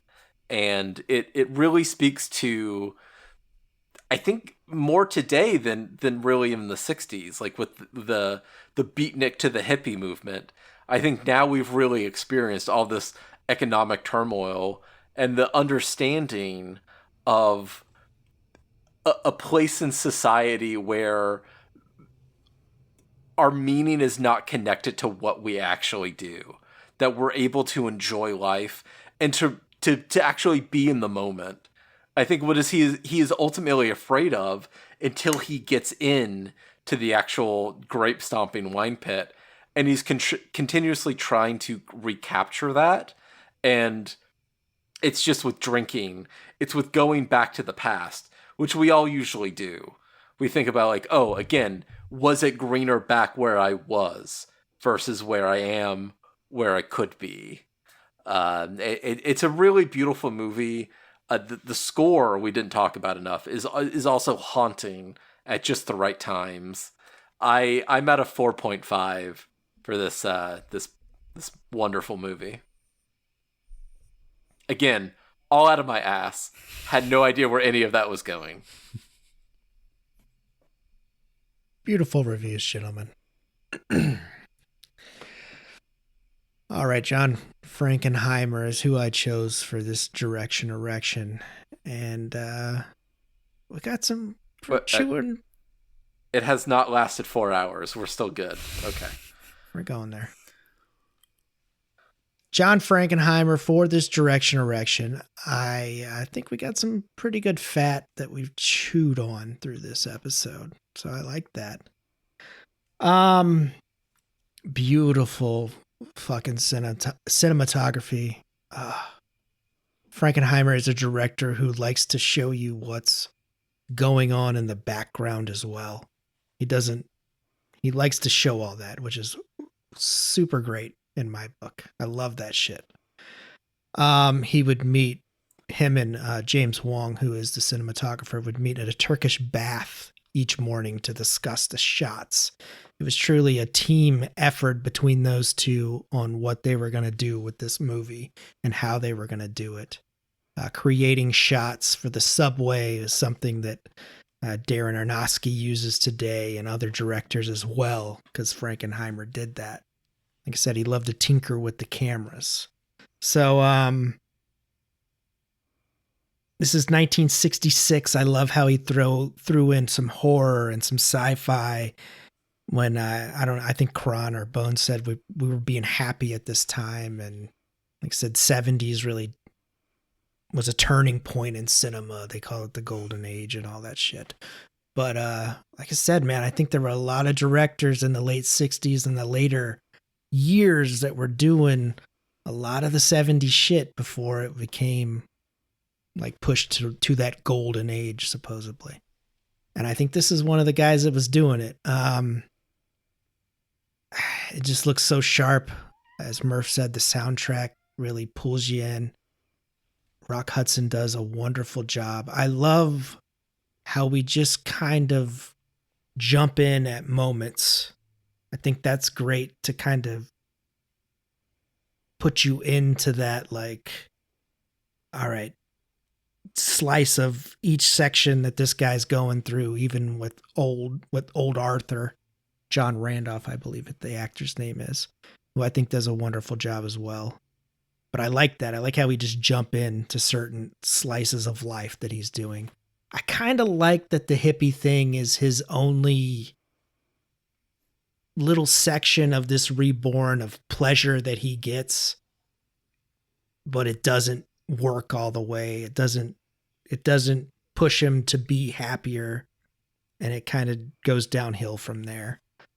But I like that, man. I think, like I said, I think that final performance of him screaming in that fucking bed going down the hallway is just something memorable. And like I said, I'm a 4.0 on this. It's a good flick, man.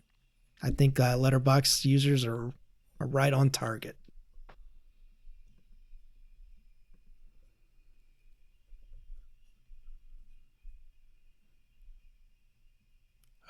Guys, seconds. Let's see where this thing lands.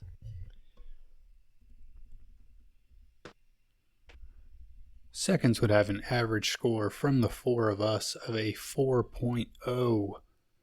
This thing would wind up at number 17 on the big list.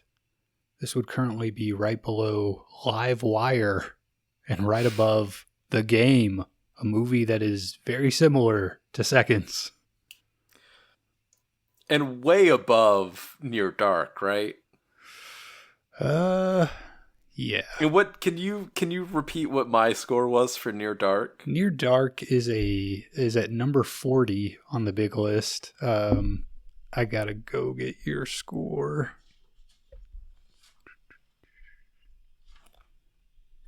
Near Dark, you were a 4.5, I believe. Ooh.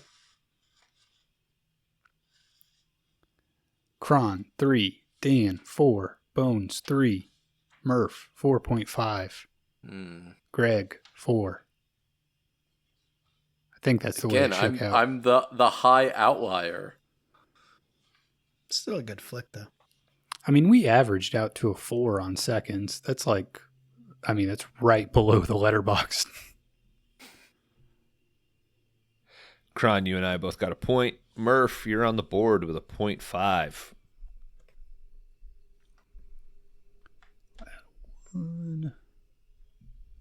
Celebrate good time. Come on.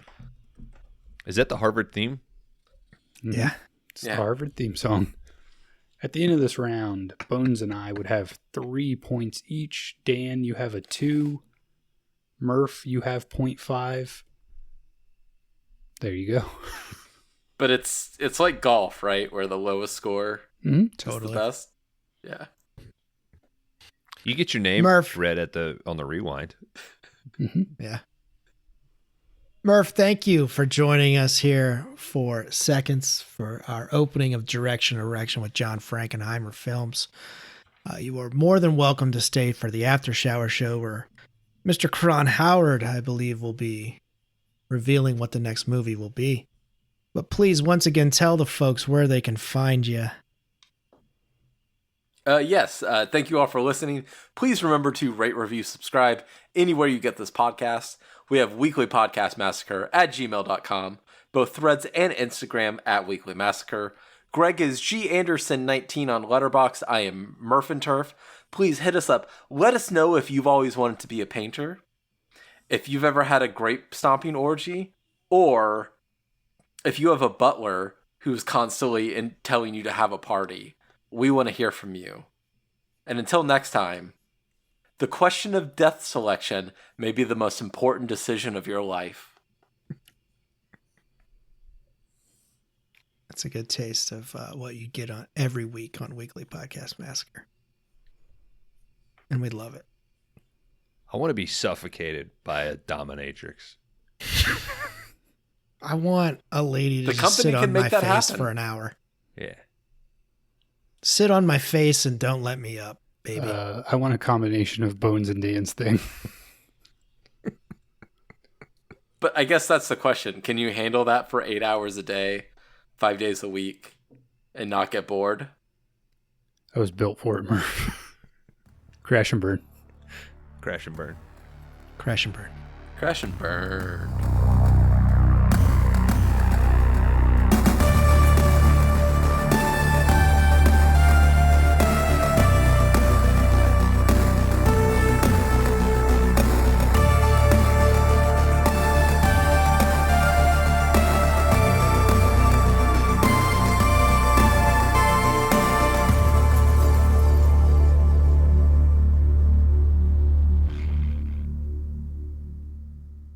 All right. Welcome back, everybody, to the 5-Day Rentals podcast. This is the after shower segment of the episode where we're going to find out what the next selection is for Erection, the films of John Frankenheimer. Bones. Where do you guys keep the towels? Just before we get more into this, I need to know. No towels. No towels, man. No Natural towels. dry. Oh, You just air out. I'm supposed to provide it myself, or just that's the rule? No, we air dry. You could Just air it out. You could take some of the bandages off of Bones' entire body. I don't know why you even got into the shower like that, but It's going to lock into moisture, dude. You're going to feel pretty silly when you're fucking dry tomorrow. all right, guys. My selection for this category, I really came down to 2 movies. One of these movies, I thought, there's no way Bones is going to pick this. My second selection was, I'm 50-50 that Bones is going to pick this movie. But the more I thought about it, I was like, if Bones doesn't pick that movie, I'm going to feel worse than if I pick the other film that I selected. There's no beating around the bush here. Guys, we're going to the very end of the catalog. We're going to the year 2000. And we're watching Reindeer Games. Yes. I did get this movie. I have it ripped. I do want to add a caveat here. It is going to be the director's cut of the film. Why that version? That's the one I could buy off Amazon to rip for this. So I guess I'll look in a little bit to see like how extensive the differences are. But we're watching director's cut for anybody watching along at home. I will say, I didn't see this movie until like a year or two ago. I felt like I always heard like this movie is dog shit. And when I watched it, like, I'm not going to defend it too hard, but I don't think it's as bad as most people make it out to be. Like, it's entertaining. I watched it quite a few times. It is surprising to learn that, oh, this is the guy that made Seconds, because it's not something that I would associate with a real filmmaker. Mm-hmm. Like, it's a competent movie, but I wouldn't say it's anything special. Yeah. I guess to me, like, based on what I had seen, I was expecting to see one of the worst movies ever made. And it comes in as like a middling late 90s, early 2000s kind of thriller. You know, it's just, like, it's not excellent, but it is okay. Star-studded? Mm-hmm. Bones, I gotta... Oh, go ahead. Oh, go ahead. Well, I just gotta ask Bones, like, were you 50-50 picking this movie? How I'm having a tough time on this one. And No, you're not. This is a curveball. No, it's not. There's one movie you have to pick. Yeah, see, and that's what I one was worried. movie I was you like, have to pick. I think if it comes down push versus shove, like Bones is going to pick the other one. It's a gift, bro. So I was like, we got to talk about reindeer games. Yeah, the problem is though, I really do try to adhere to like, I want to balance this out. So you going all the way to the end, there's a part of me that's like, well, all right, let me split the diff between 66 and 2000. And that's in the era that I thought you were going to pick from. There were two back-to-back ones that I thought, ooh, I think Kron's probably going to think, oh, Bones will do Reindeer Games or the other one, so let me sit here. There's 3 I had for Kron, 2 I had for Bones. I think you're leaving out a pretty important And one. maybe 3 for Bones. Because Bones might surprise you and go with maybe another one from the 60s. There's one that I really want to do, but it's too fucking long. Is it the train? Do the fucking train, dude. Fuck yes. I don't know. I don't always want to be on brand is the bummer. But sounds like you guys want to watch that one. So You do the train, I'm totally down. I'm totally down with any of the ones you pick, man. Murph, This is my category is Frankenheimer. Murph, you famously said that you watched reindeer games a ton. Do you want to give us a quick take? Charlize is hot. Mm-hmm. I hard to might argue. have burned that DVD to that particular scene quite a few times. Danny Trejo is in it as well. Am I correct in that? Yeah. I think that's right. I'm trying to remember the last time I seen this shit, man. A Christmas crime movie. You know, I guess there may be some meaning into it about, you know, an ex-con, their life on the outside, what chances do they have. It's also very similar to Seconds with him, like, taking another life and, you know, being someone. So, you know, there's interesting connections. Mm-hmm. Well, I guess I'll see you guys next week. If you want. It's up to you. It's a real open door policy around Yeah. here, Murph. So Just tell us you want the I link. feel like now we're playing chicken. Who's going to back out first? Oh, we got to be here, so. yeah, we're gonna be talking about reindeer games either way. So Man. Yeah, this would have. If I would have like laid out what you would have picked, Kron, this would have been like 4th or 5th. Let me ask, did you think Kron was going to take the prophecy? Yeah, That's kind of what I that had was as his that first and one the as well. challenge. I thought are kind of right there, and then after that was French Connection, and then what's the Michael Caine one? That is a Holcraft Covenant. Man, that's a pretty good one too. I'm going to tell you, Bones, you have yet to name the other movie that I was going to pick instead of Reindeer Games. It was Challenge, Reindeer Games, or Birdman. Oh, is it 52 Pickup? Oh yeah, 52. I started it. It's dull. Pretty sleazy. It's like It gets sleazy, but it's just. Yeah, it was 15 minutes before anything happened, and I was like, it's already going to be a long enough episode. It's like a Road Games. I think Road Games starts much fast, like compared to 52 Pickup. I like 52 Pickup though. Maybe Bones will pick it. We'll find out. But next week we're talking about fucking Reindeer Games, dude. Ben Affleck. Finally, someone's brave enough. I'm more interested in the Charlize coming back though. Is this your first Affleck? Think so. I believe so. Wow. Yeah, we've yet to do Clerks or not Clerks, Mallrats. Mallrats? Yeah. I mean, Armageddon. I'm sure Bones will pick The Accountant like 5 years down the line. Accountant's pretty good. I can't bring Armageddon. Armageddon's a 5-star. I was gonna say it's a 5-star for Bones. Is there a Ben Affleck 5-star banger you got, Murph? 5-star.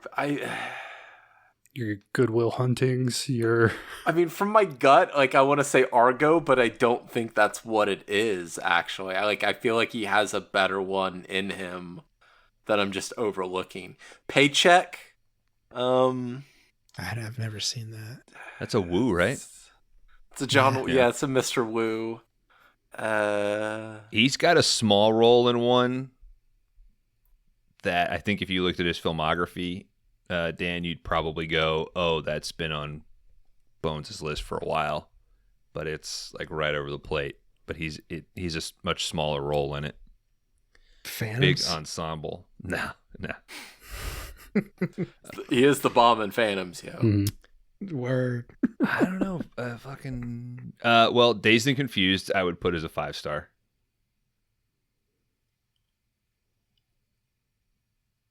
And Armageddon.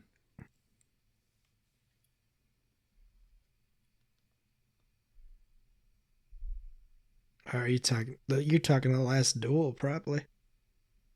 He was really great in that. That may good. be. He's the best performance in Last Duel. Yeah. The highlight. Yeah.